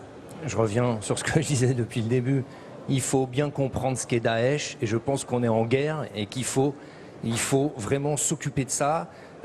C'est un travail des services de l'État, évidemment, en premier lieu. C'est un travail qu'il faut bien comprendre, c'est pas à l'échelle des communes, notamment dans les zones denses, que ça se passe à l'échelle de territoire. Voilà. Et il faut, nous, notre rôle de maire derrière, c'est aussi de construire cette société ouverte qui va permettre aussi d'avoir une vague qui combatte quelque part en termes de prévention et qui relie les gens pour empêcher cette fracturation de la société française. Vraiment, alors, c'est dur de dire ça, mais j'espère qu'un jour, il y aura un débat ici où on pourra montrer ce que sont aujourd'hui, et je le redis, les clips et la propagande de Daesh. Et quand on regardera la propagande de Daesh, ça fera froid dans le dos. En même temps, on comprendra peut-être mieux ce qui se passe, et on comprendra mieux qu'il faut bien définir ce qu'est Daesh et le combattre réellement en France aujourd'hui. Eh bien, merci Stéphane Gatignon. Merci à tous les quatre d'avoir participé à ce débat. On continue notre émission spéciale, toujours en direct du 99e congrès des maires de France, porte de Versailles à Paris. Nous sommes ensemble jusqu'à 18h30. On va parler de la refonte de la carte des intercommunalités. Ce sera notre débat à 18h. Mais avant cela, vous le savez, eh bien, un an avant la présidentielle, ce salon est aussi le rendez-vous incontournable des politiques en campagne. Ils recherchent le soutien précieux des maires. Marine Le Pen était présente aujourd'hui et elle a fustigé l'invitation du président de la Commission européenne, Jean-Claude Juncker. On l'écoute tout de suite. Je ne vous cache pas que j'ai été assez étonné d'ailleurs de voir que l'Association des maires de France a invité pour inaugurer ce salon M. Juncker, qui est, je crois, l'adversaire le plus acharné des communes que l'on puisse trouver. Qu'avez-vous pensé des accusations de Karim Benzema, qui considère que s'il n'a pas été retenu, c'est à cause d'une France raciste? Eh bien, je trouve évidemment ces déclarations scandaleuses. Je ne suis pas très étonné que M. Benzema cache ses turpitudes derrière une charge aussi violente à l'égard du peuple français. Tout ça correspond, je crois, au football que les Français n'ont plus envie de voir.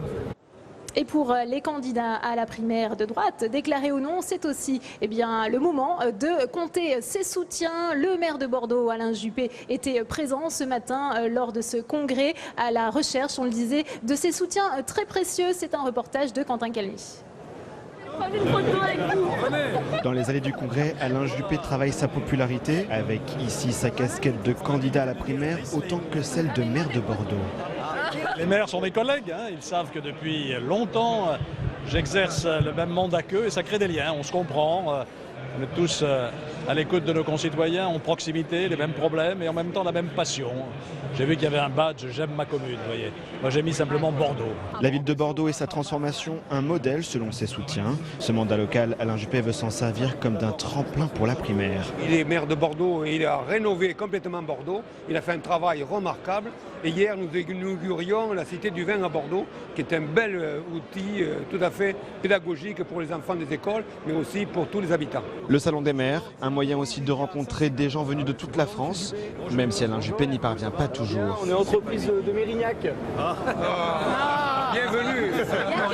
Je rigole parce que je ne vois que des Bordelaises. Le lieu idéal pour rassembler le maximum d'élus, pour qu'on soit aussi, nous, les relais auprès de nos populations et partout dans toute la France.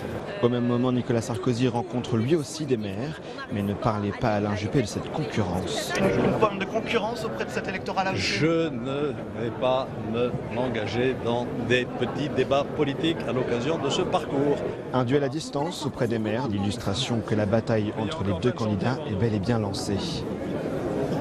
Et ce midi, Nicolas Sarkozy, président des Républicains, recevait au siège du parti rue de Vaugirard à Paris en compagnie de François Baroin, 400 maires estampillés LR. Stéphane Amalian et Jérôme Rabier étaient aussi sur place.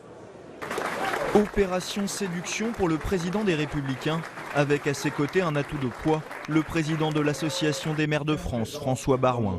Face à une salle comble d'élus communaux confrontés à la chute des dotations, Nicolas Sarkozy se voit déjà en prochain président de la République et promet de faire table rase des réformes socialistes. Si l'alternance, c'est on garde toutes les lois socialistes et nous on met une petite pincée de sel ici, une petite pincée de poivre là, on risque de décevoir.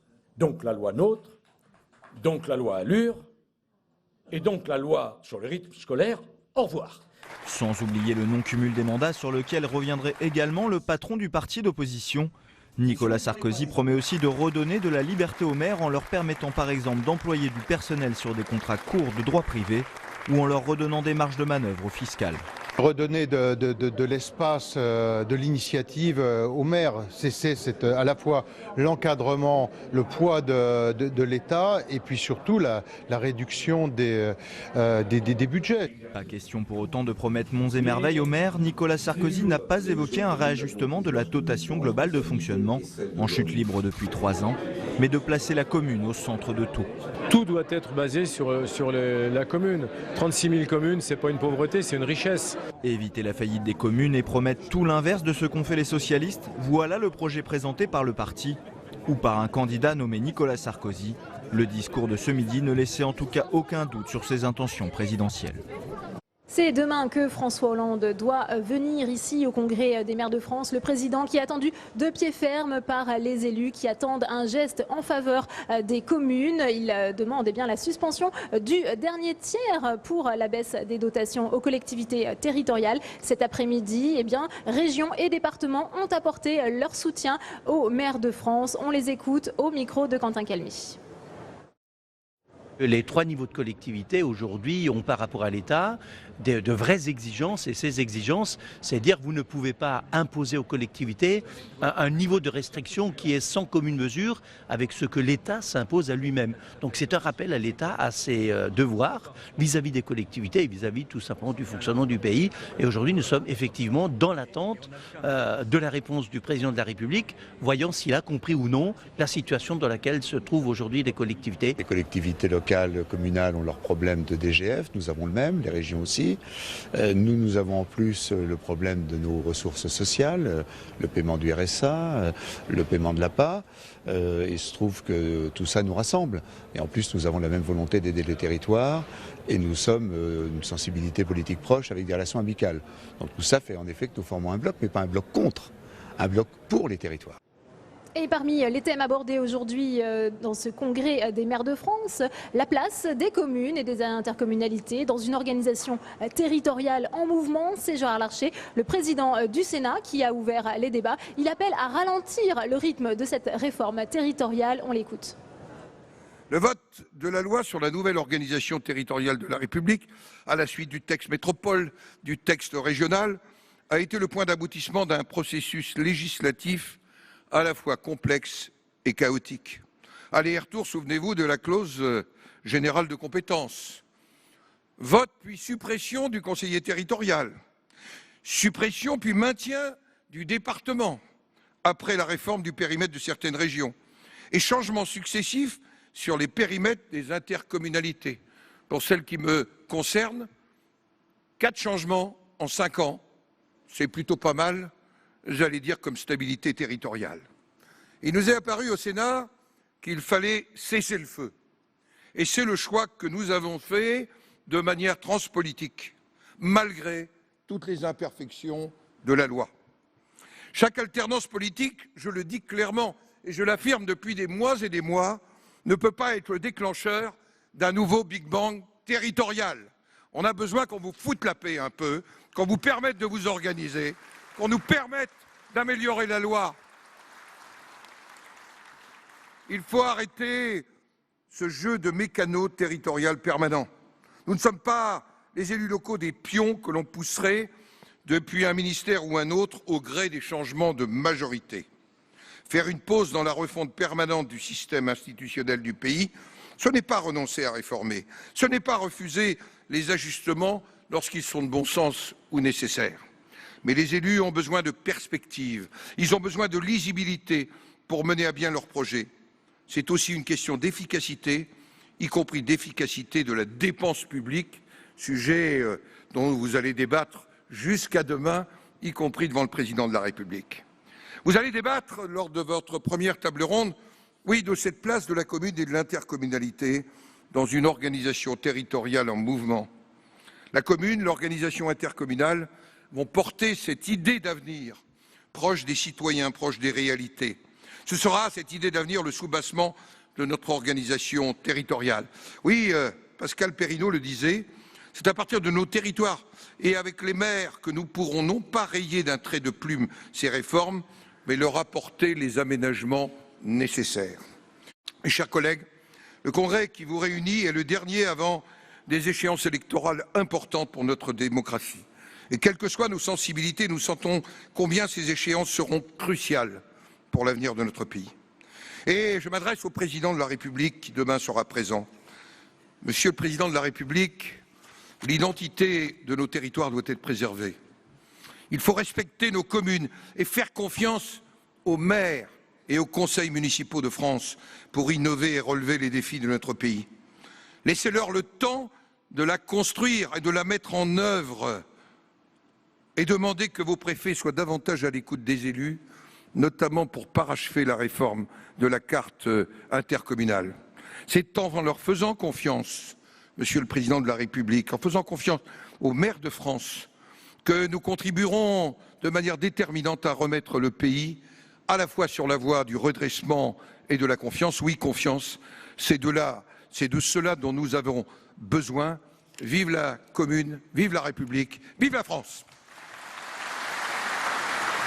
Voilà, je vous le disais, hein, la place de la commune, mais aussi des intercommunalités dans cette organisation territoriale en mouvement. C'était un des thèmes développés lors de la plénière de ce matin. On voit tout de suite des extraits et puis on continuera le débat sur ce plateau avec mes invités tout à l'heure. Didier Huchon, vous êtes maire de Sèvres-Moine et président d'une nouvelle communauté d'agglomération, ce Pays des Mauges.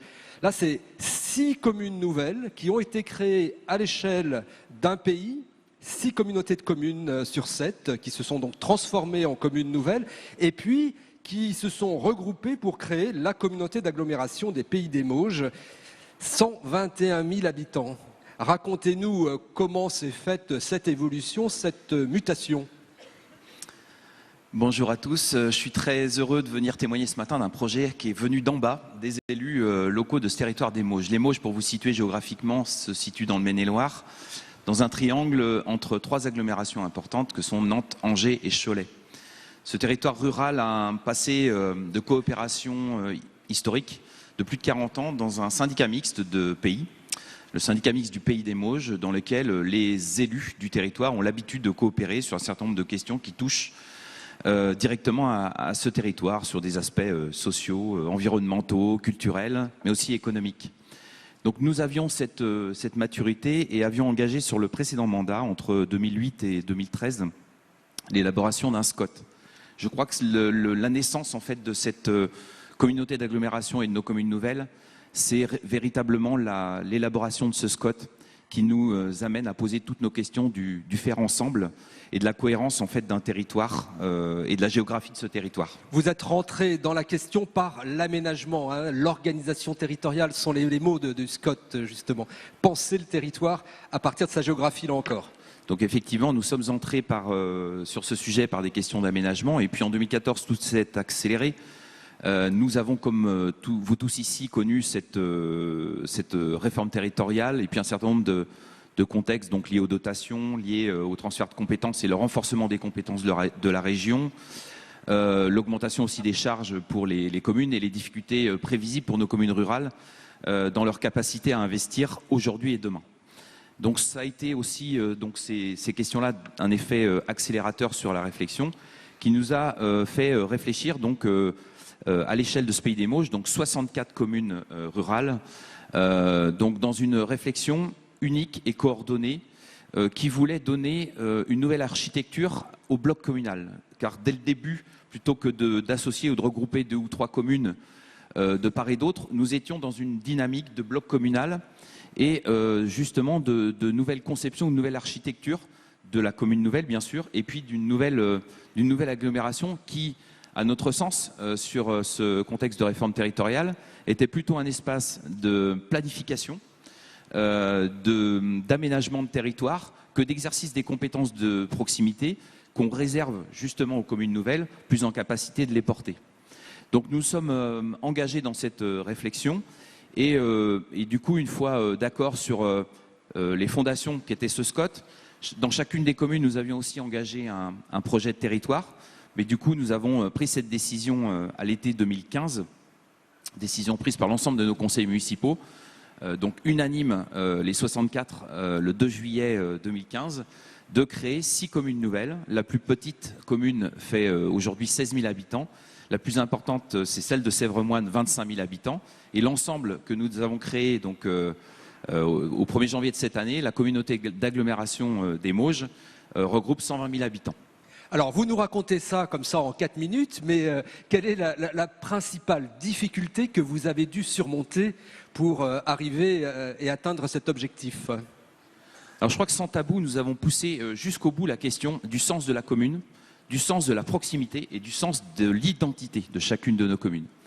Et je crois que ce sont les fondations du SCOT qui ont renforcé et fait comprendre à chacun des élus de ce territoire ce qu'était leur propre commune, le sens qu'avait chacune de nos communes, des 64, et que ces communes étaient complémentaires et avaient chacune un rôle à jouer.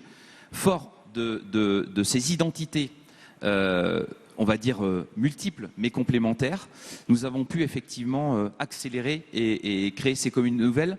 Et puis nous avons beaucoup travaillé aussi sur la question des proximités, puisque la question de la proximité, la définition de la proximité, c'est pas la commune historique.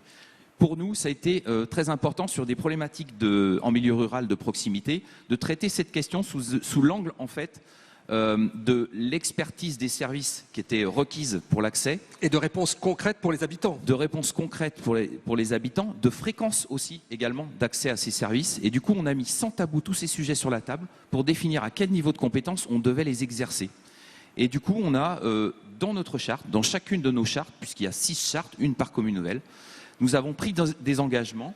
C'est le pacte qui nous le dit. C'est pour ça que nous avons pu prendre cette décision, qui répartissent les compétences entre la commune déléguée, la commune nouvelle et la communauté d'agglomération.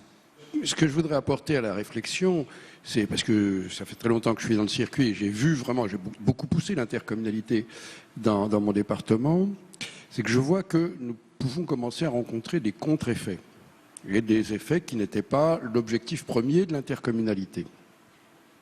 Donc je crois qu'il faut qu'on soit tous, et c'est vraiment le job des maires, ça, très attentifs aux modalités de fonctionnement, au type de rapports qui s'établissent à l'intérieur de l'intercommunalité.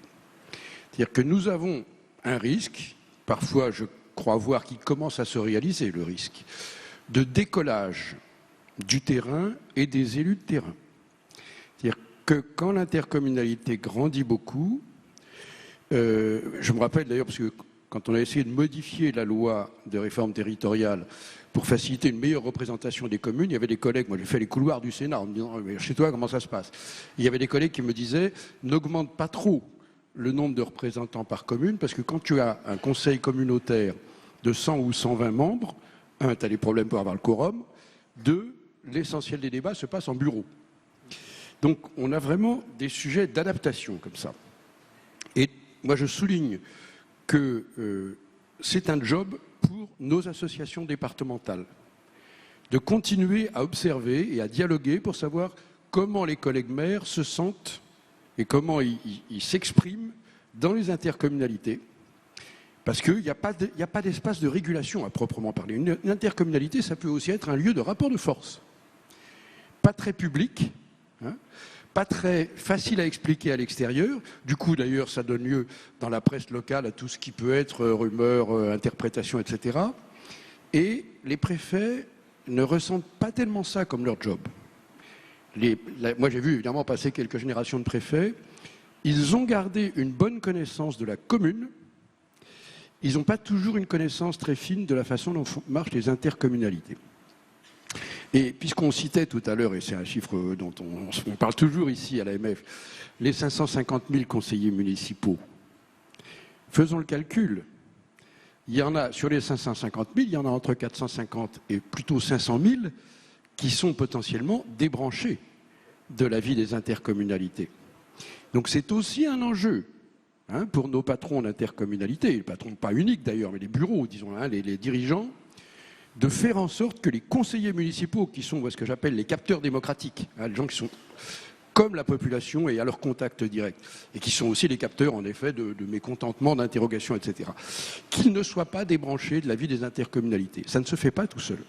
Et il me semble, en observant avec beaucoup de sympathie le mouvement des communes nouvelles, que la réflexion sur comment on fait vivre les communes déléguées n'est pas tout à fait terminée. Ça a été une des sagesses de Jacques Pélissard, de laisser un flou sur ce que peut être la commune déléguée. On n'a pas légiféré dans le détail, donc ça va être du vécu.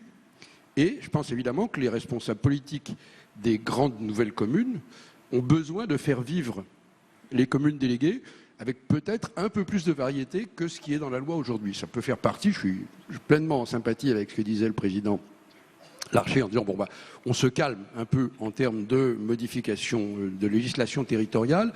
Par contre, c'est une des choses intéressantes au Sénat, on peut être amené à faire du réglage fin et le vécu et les marges, disons, d'adaptation de la vie des communes déléguées n'est pas quelque chose de négligeable. Alors j'ajoute une chose qui est vraiment un peu ma manie, mais sur laquelle j'insiste beaucoup, dans la vie des intercommunalités. Nous avons, depuis la réforme de Jean-Pierre Chevènement, donc presque 20 ans maintenant, un système qui est fondé sur le coefficient d'intégration fiscale et qui donc organise une compétition entre toutes les communautés pour savoir laquelle va absorber la plus grande part des ressources de ces communes. Le jeu, qui est absolument à somme nulle, et même en ce moment à somme légèrement décroissante, avez-vous remarqué, consiste à dire si vous intégrez plus les finances et les ressources de vos collègues des communes, vous allez gagner un chouïa dans la course à l'échalote pour piquer un peu de ressources à vos collègues de l'intercommunalité d'à côté. C'est un système qui, logiquement, ne répond pas à grand-chose, mais qui pousse quand même, le sport favori de tous nos dirigeants administratifs, nos directeurs généraux et nos directeurs financiers, en disant tiens, on pourrait faire ceci ou ça pour doper notre CIF. J'observe d'ailleurs que nos collègues députés et le gouvernement avait dit tiens, ça serait bien d'ajouter un deuxième coefficient du même genre, qui serait le coefficient de mutualisation.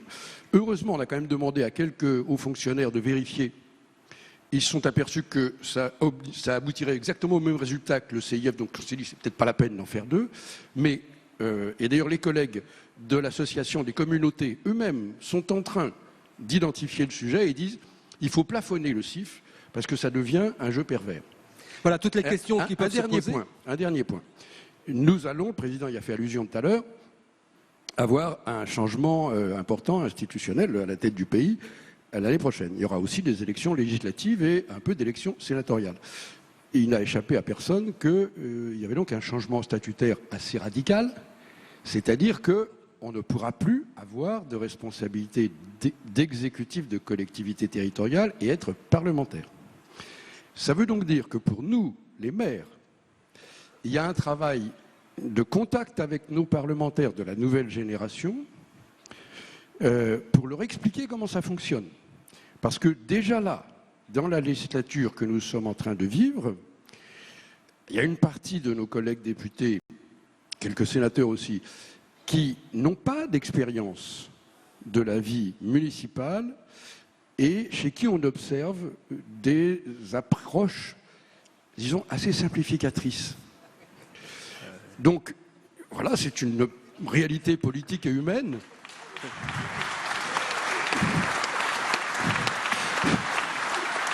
Simplement, mesurer que ceci va être multiplié par 10 la prochaine fois. Donc, c'est pas la peine de passer sa vie à s'engueuler, mais par contre, il y a besoin d'un contact confiant et d'une explication aux collègues en disant, écoute, tu vois bien comment ça marche dans la commune, tiens compte de nos réalités. Il y a deux conceptions, nous le savons, de l'intercommunalité. Soit l'intercommunalité a pour mission d'effacer la commune, de l'absorber, c'est ce que j'appelle la dilution communale, soit l'intercommunalité est un outil. Moi, j'ai été l'un des 2 premiers dans ma région à créer une intercommunalité, parce que c'est un outil que je considère comme indispensable. C'est une mutualisation, c'est une coopérative. Mais tout est dans cette différenciation. C'est vrai qu'il y a des élus qui ont une vision intégratrice. La communauté, elle est là pour absorber. Et le phénomène qu'évoquait Alain Richard à l'instant, du CIF, qui siphonne les compétences des communes, est effectivement redoutable. Et puis il y a aussi des compétences qui sont transférées par la loi. Et j'ai remis en cause hier un certain nombre de ces transferts de compétences et j'espère qu'on pourra revenir à une saine vision des choses en ce qui concerne l'eau, l'assainissement, le tourisme, qui peuvent être parfaitement justifiés sur certains territoires, mais qui sont complètement aberrants sur beaucoup d'autres, dès l'instant où c'est une obligation et une généralisation. Je voudrais simplement dire de ce qu'on vient d'entendre, mais je vais être très bref parce que je vois que beaucoup de collègues sont déjà en attente de pouvoir prendre la parole. Je dirais, moi, je me réjouis des beaux exemples qui nous ont été présentés. Ils s'appuient tous sur des notions essentielles. D'abord, une histoire commune, et souvent une histoire commune longue. Parce qu'on ne peut pas, du jour au lendemain, décider qu'on intègre, qu'on élargit. Donc, une histoire commune. Deuxièmement, et ça c'est essentiel, et je le dis aux collègues qui seraient tentés, parce qu'il y a une petite carotte financière, de se précipiter dans certaines évolutions, la carotte sera brève et la vie sera longue. Jean-Louis Millet, maire de Saint-Claude dans le Jura, capitale de la pipe, membre des 100 plus beaux détours de France, alors venez nous retrouver. Je veux saluer, en même temps, il doit être dans la salle, mon collègue de Saint-Claude en Guadeloupe. Ce qui m'amène ici, je voudrais souligner 3 écueils qu'il faut absolument éviter dans les intercommunalités. Le premier, c'est la course au gigantisme, on en a parlé. J'entends trop souvent dire que c'est mieux parce que c'est plus grand. Eh bien non, c'est pas vrai. Le deuxième écueil, c'est que le pouvoir monte à la tête des élus communautaires.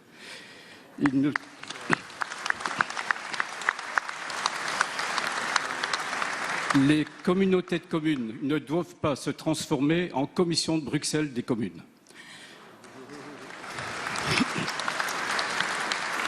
Et le troisième écueil, et c'est sur celui-là que je veux insister, c'est la politisation des communautés de communes. Je suis Saint-Claude est la ville-centre, 11 000 habitants, d'une communauté de communes de 24 000 habitants, donc il y a tout pour s'entendre, nous sommes une petite taille, nous représentons 47% de la population de la Comcom. Nous ne siégeons pas à l'exécutif. Alors, s'il vous plaît. Pourquoi? Tout simplement parce que l'élection à l'exécutif en avril 2014, 8 jours après les élections municipales, s'est transformée en 3e tour des municipales. Et une majorité politiquement hostile à mon équipe, qui est une équipe où je n'ai aucun membre de conseil municipal qui appartienne à quelque parti politique que ce soit, eh bien, on nous a tout simplement fait la peau. On est même allé jusqu'à élire comme vice-président 2 membres de mon opposition. C'est-à-dire qu'aujourd'hui, la ville-centre est uniquement représentée par son opposition. Voilà, merci de ce témoignage qui montre effectivement les problèmes et les limites d'un système qui conduit à une sorte de cohabitation qui n'est pas très productive, j'imagine. Et pour en terminer, je n'abuse pas de la parole, on m'a proposé sur 9 vice-présidences, un siège de vice-président de relation avec la ville de Saint-Claude, c'est-à-dire de relation avec moi-même. Voilà. Donc, j'ai refusé ce poste parce que j'ai considéré que ça s'appelle du foutage de gueule, pardonnez-moi l'expression. Hein. Et aujourd'hui, ma ville, elle est dirigée dans 70% de ses compétences, elle est dirigée par les maires de communes environnantes de 500 habitants et je n'ai plus droit à la parole. Nous avons des projets d'implantation importants. On nous construit une médiathèque avec un coût exorbitant que nous refusions. On a l'implantation d'une maison de santé qui va se faire dans des sites dont nous ne voulons pas. Le maire n'a plus droit à la parole. Il est dépourvu de tout pouvoir dans sa propre ville et ça, c'est proprement insupportable. Alors que nous sommes victimes de cette situation, c'est encore nous qui tendons la main et qui faisons des propositions. Ça fait 2 mois et demi que j'ai fait des propositions et je n'ai pas de réponse à ce jour. Alors, je dis simplement, gare à la politisation des COMCOM, car c'est la mort des communautés de communes. Voilà pour ces témoignages très forts. On va en parler sur ce plateau avec mes nouveaux invités qui m'ont rejoint. J'accueille André Léniel. Bonjour, vous êtes le premier vice-président délégué de l'AMF. Merci d'être sur ce plateau. Également avec moi sur ce plateau, Françoise Gatel. Bonjour, vous êtes sénatrice maire UDUC de Château-Quiron et vous êtes rapporteur de la commission intercommunalité de l'AMF. Merci d'être avec moi. Claude Rénal est également avec nous sur ce plateau. Bonjour, sénateur socialiste de la Haute-Garonne et Bernard Delcros, sénateur UDI-UC du Cantal. Merci à tous les 4. André Léniel, les maires ont mis finalement un peu au défi les préfets sur cette refonte de la carte de l'intercommunalité. Qu'est-ce qui a coincé? Quelles étaient vos réticences? Au défi, je ne pense pas que ce soit la bonne expression. Simplement, nous demandons que les choses soient élaborées en pleine concertation entre les services de l'État et bien entendu les maires qui sont concernés par un certain nombre d'évolutions de leur territoire. C'est la moindre des choses. Il y a des endroits où ça s'est remarquablement passé et où les préfets ont fait le travail en pleine concertation. Ça a été d'ailleurs le cas dans mon propre département. Et ça ne veut pas dire qu'on est content de tout ce qui se fait, mais ça veut dire que la concertation a eu lieu, que le dialogue a été fructueux et que nous avons trouvé des points d'équilibre. Et puis, il y a un certain nombre de départements où on nous a signalé que les préfets... Environ 15, selon les calculs, où ça ne se passe pas très bien, justement. Oui, mais il y en a d'autres où c'est plus feutré et où ça ne passe pas forcément excellemment. Voilà comment on va dire les choses. Mais c'est vrai qu'on est dans un système où c'est très difficile d'aller contre une proposition du préfet, puisqu'il faut des majorités qualifiées et qu'il faut, en commission départementale de coopération intercommunale, que les 2/3 des membres pas présents, des membres de l'ensemble de la commission, donc même s'il y a des absents, ils sont censés approuver. Oui. Ce qui est un système quand même assez particulier. Et donc c'est très difficile de remettre en cause les propositions d'un préfet en ayant une majorité des 2/3 contre ces propositions. Donc on demande plus de souplesse, plus d'intelligence des territoires et j'allais dire tout simplement plus de confiance dans la sagesse des élus locaux. Oui, Françoise Gatel, est-ce qu'elle s'est faite à marche forcée, cette refonte de la carte intercommunale selon vous ? Alors, je ne sais pas si j'emploierais les mêmes termes que vous. Je dirais d'abord que l'intercommunalité est une évolution nécessaire et indispensable pour répondre aux besoins d'efficacité de nos concitoyens, mais qui en même temps veulent de la proximité. Donc l'intercommunalité, elle doit se faire sur un principe de subsidiarité, c'est-à-dire on fait ensemble ce qu'on ne peut pas faire tout seul et ce qu'on fera mieux ensemble. Après, je pense que ce qu'on constate, c'est que la loi NOTRe a été un peu compliquée à sortir, qu'ensuite il y a eu des délais d'élaboration de schémas parfois très courts, et il y a des territoires où les élus avaient travaillé et pouvaient présenter au préfet un projet. Leur projet, dans ce cas, les choses se faisaient naturellement et intelligemment. Et quand le préfet a voulu répondre un peu à une ambition qu'on lui donnait de dépasser le seuil et qu'il voulait absolument forcer le traçage de la carte, eh bien naturellement, il y a des endroits où c'est beaucoup plus difficile parce que quand on a contraint les élus à créer des communautés dont on dit qu'elles sont XXL, l'atterrissage est difficile et la compréhension et l'adhésion des élus locaux peut être difficile. Ouais. Claude Rénal, c'est vrai que c'est un des grands chantiers de la réforme territoriale, cette refonte de la carte intercommunale avec ce seuil, cette taille minimale de 15 000 habitants. On sait que ce seuil avait fait particulièrement polémique, notamment au Sénat. Est-ce qu'il est le bon échelon? Est-ce qu'il est adapté?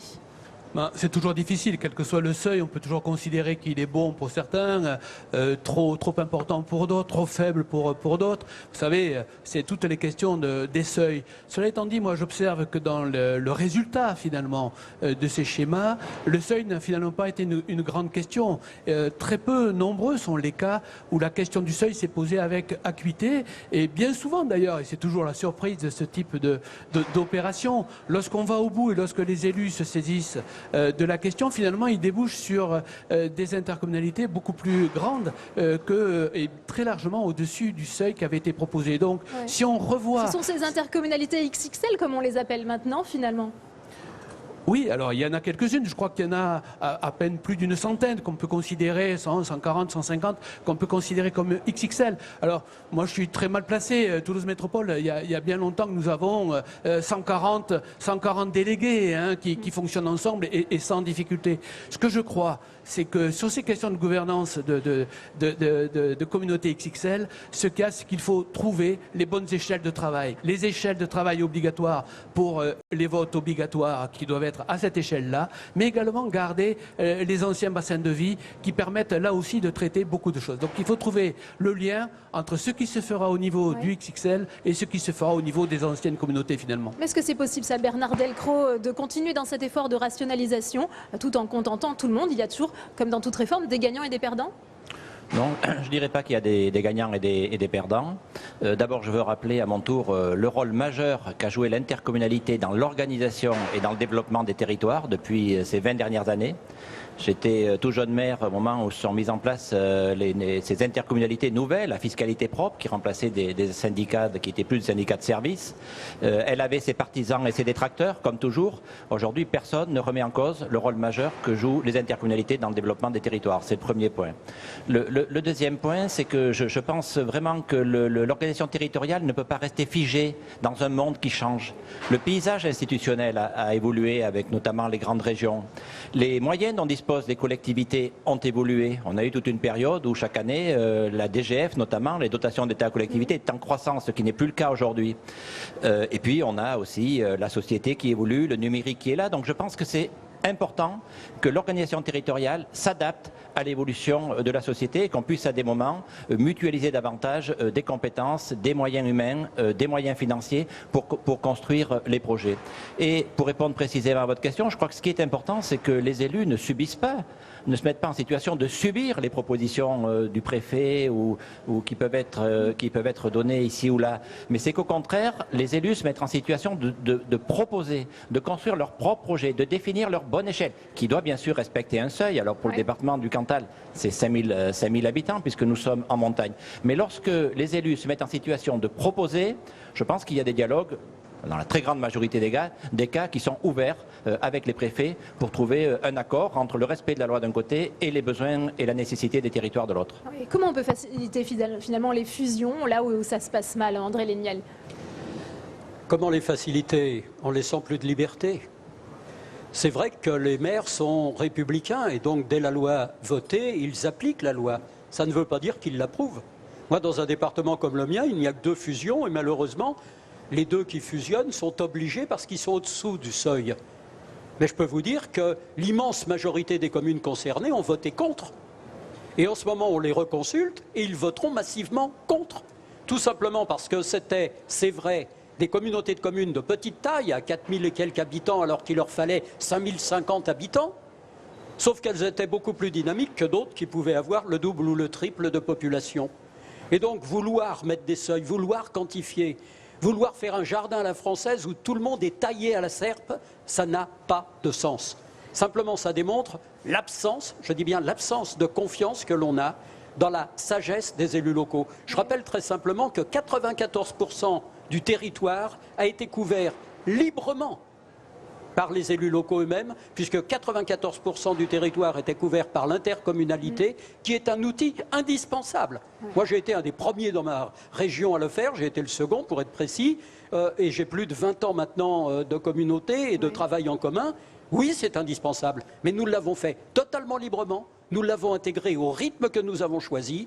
Et quand on veut forcer, vous savez, je suis un vieux sentimental, je préfère toujours les mariages d'amour. Oui, pour autant, est-ce que vous seriez prêt à soutenir Nicolas Sarkozy qui veut revenir sur la loi NOTRe, qui veut complètement revenir sur toute la réforme territoriale telle qu'elle a été votée dans le quinquennat de François Hollande? Je ne sais pas si je vais vous inquiéter ou vous rassurer, mais il ne me viendrait jamais à l'idée de soutenir M. Sarkozy.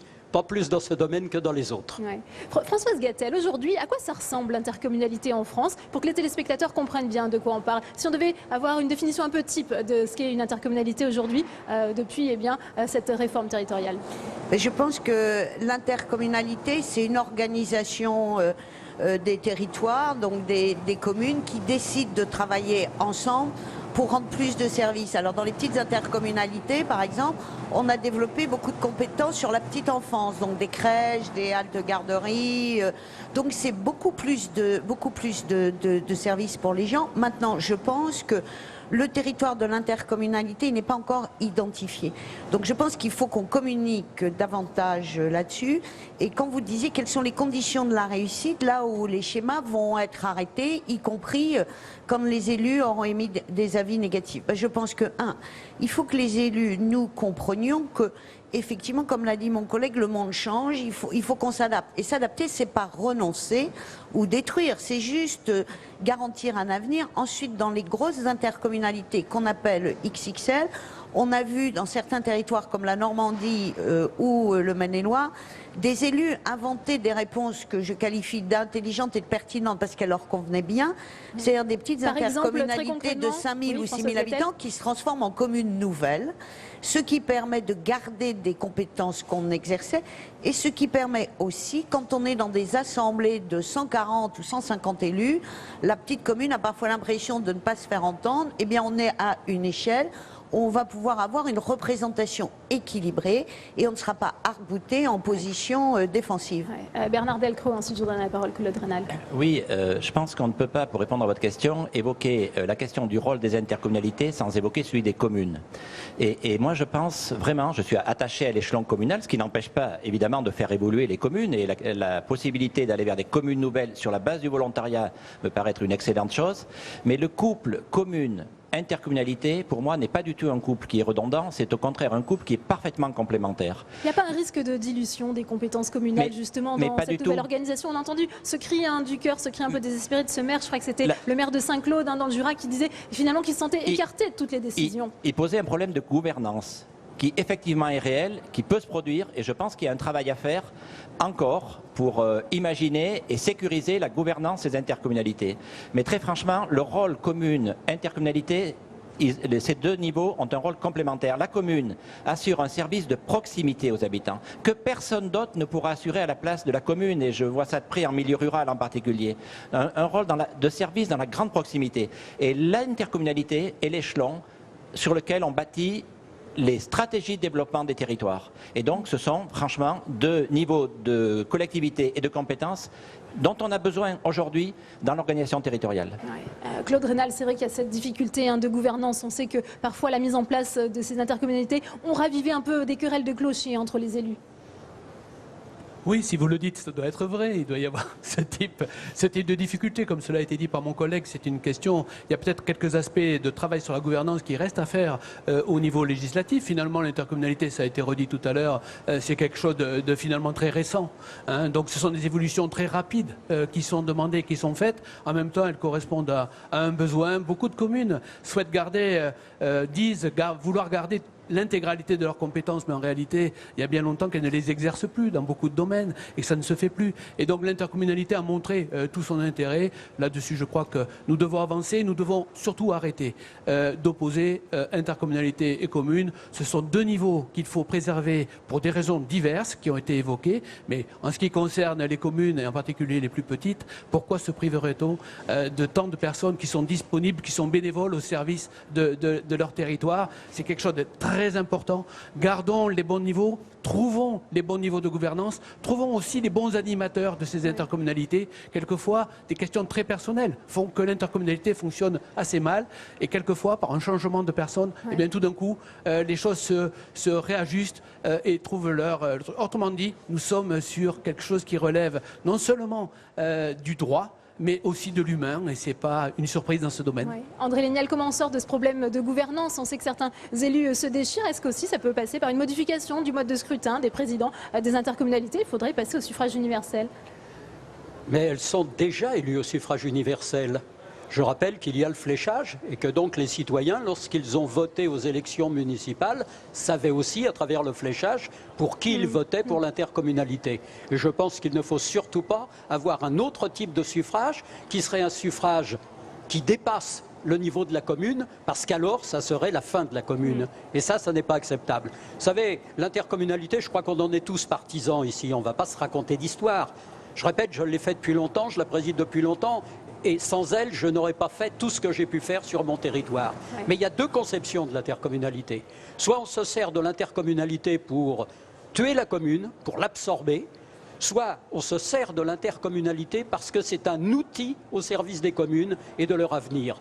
Et si on reste sur cette base d'outils et de subsidiarité, c'est-à-dire qu'on laisse au niveau le plus près de la population ce qui peut être réalisé et qu'on fasse en commun ce qui doit l'être, je pense qu'on a là le meilleur équilibre possible.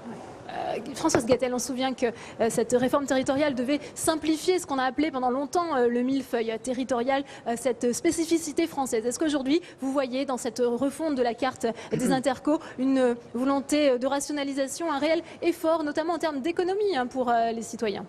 Alors moi, on m'a toujours dit que la perfection n'était pas de ce monde et j'en ai eu la confirmation avec la loi NOTRe. Parce que c'est très difficile à réaliser. Aucun échelon n'a vraiment été supprimé finalement, Françoise Gatel. Mais c'est assez vrai. En même temps, on voit que les choses sont compliquées et votre question, elle est simple, la réponse, elle est complexe. C'est-à-dire, je ne pense pas qu'on puisse décider de 36 000 communes, il faille passer à 1000, qu'il faille supprimer les départements. Il faut travailler à l'envers, c'est-à-dire quel service on doit rendre, que devons-nous faire. Et en plus, je crois que votre question, elle renvoie à ce qu'est la loi.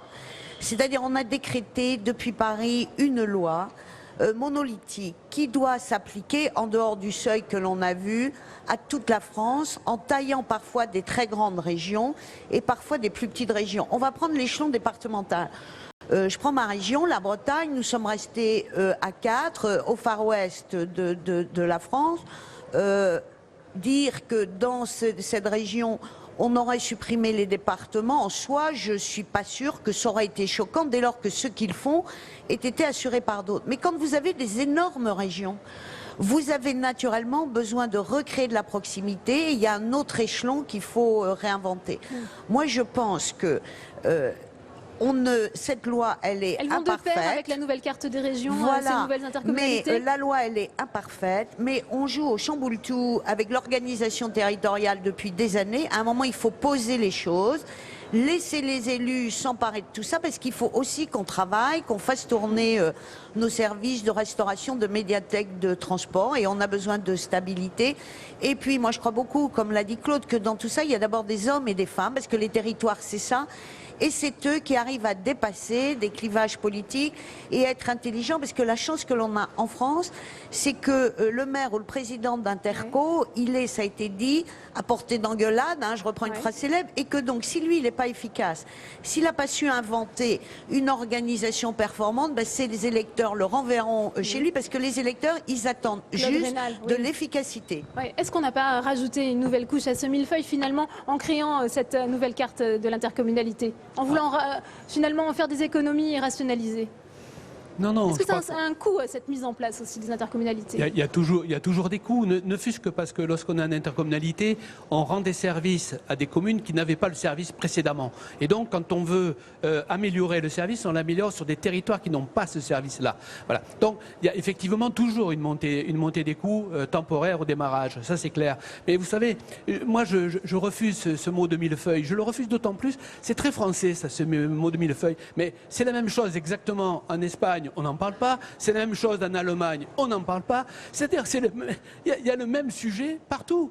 C'est-à-dire qu'on essaie d'adapter le service. Les 36 000 communes, c'est comme une spécificité française. Les 36 000 communes sont une spécificité française. Comme le dit mon ami, c'est une richesse et on le pense. C'est-à-dire que ce n'est pas à nous de nous adapter à cette question-là. L'Allemagne, à un moment donné, a réduit de manière autoritaire son nombre de communes. Est-ce que c'est mieux? Est-ce que c'est moins bien? Très sincèrement. Aujourd'hui, ces 36 000 communes, pour je ne sais pas combien, 30 000 d'entre elles presque, elles sont gérées par des bénévoles. Vous voulez arrêter ça, empêcher ça, que des gens s'investissent pour leur territoire? Mais c'est une bêtise totale. Ouais. Bernard Delcros. Je crois qu'en effet qu'il faut se méfier d'une approche trop simpliste qui consiste à dire il y a un millefeuille administratif, il suffit d'enlever les couches et tout ira mieux.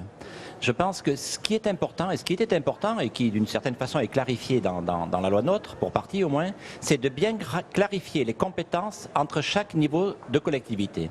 Et je le redis, je pense qu'encore une fois, le couple commune-intercommunalité est un couple qui a du sens pour l'avenir, chacun ayant sa compétence, la commune dans le service proximité, l'intercommunalité dans des services ou du développement à une échelle plus large. En revanche, je pense que le pas qui nous reste à franchir, et ça relèvera de l'initiative locale et pas de la loi, c'est qu'il y a sans doute, à coup sûr, des mutualisations à faire entre les compétences communales et les compétences intercommunales, parce qu'il y a des vraies compétences au sein des intercommunalités qui peuvent venir alimenter les compétences communales. Donc c'est de la mutualisation de services et de compétences entre communes et intercommunalités. Ouais. André Léniel, on sait aussi qu'un des points qui fait blocage, c'est la modification de la fiscalité locale. Alors est-ce que cette réforme de la carte de l'intercommunalité a aussi induit des hausses d'impôts ?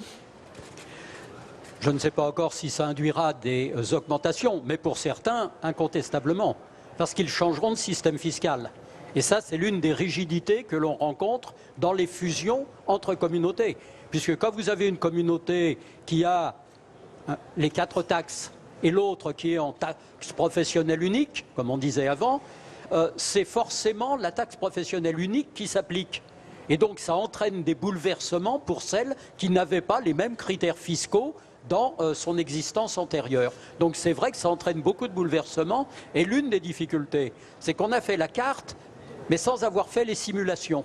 Et c'est seulement maintenant que la carte est regardée, élaborée, ou en tout cas en cours de finition, qu'on commence à faire les simulations. Et je crains que dans un certain nombre de secteurs, il y ait des surprises. Parfois, elles peuvent être bonnes, mais dans la plupart des cas, ceux qui en auront une bonne ne viendront pas en parler, mais tous ceux qui auront une mauvaise surprise, on risque de les entendre. Ça, c'est un risque, effectivement, Françoise Gatel, dont on a peu parlé, cette hausse de la fiscalité au niveau local. Absolument, et ce matin, il en a été question.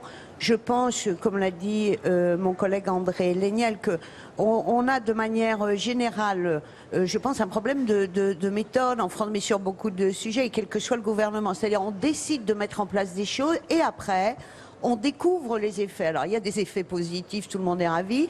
Parfois, il y a des effets très lourds et qui contrarient la réussite du projet. Parce que la finalité du schéma de l'interco, quelle que soit sa taille, c'est que ça serve mieux l'action publique.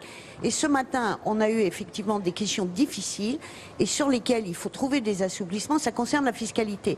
Quand il y a des écarts importants de fiscalité entre 2 communautés de communes qui fusionnent, la montée de la fiscalité peut être brutale, et je pense qu'il faudrait qu'on ait des périodes de lissage plus souples. Et je pense qu'il faut tirer les leçons des lois que nous faisons et des dysfonctionnements éventuels. Et entre autres, moi je pense qu'il faut faire des études d'impact très fortes. Et par exemple, quand il a été question de la réforme de la DGF, au Sénat, nous avons bien dit, nous n'allons pas réformer la dotation globale de fonctionnement sur des périmètres d'interco anciens, alors que dans 4 mois, on aura des nouveaux périmètres. Donc il faut mettre de la méthode et de la sagesse. Claude Raynal, on arrive bientôt au terme de ce débat. Je parlais de gagnants et de perdants tout à l'heure. Est-ce que finalement les habitants, les administrés pourraient être les perdants de cette réforme, notamment en ce qui concerne une hausse de la fiscalité? Non, je ne le crois pas. La question de la hausse de la fiscalité n'est pas une punition.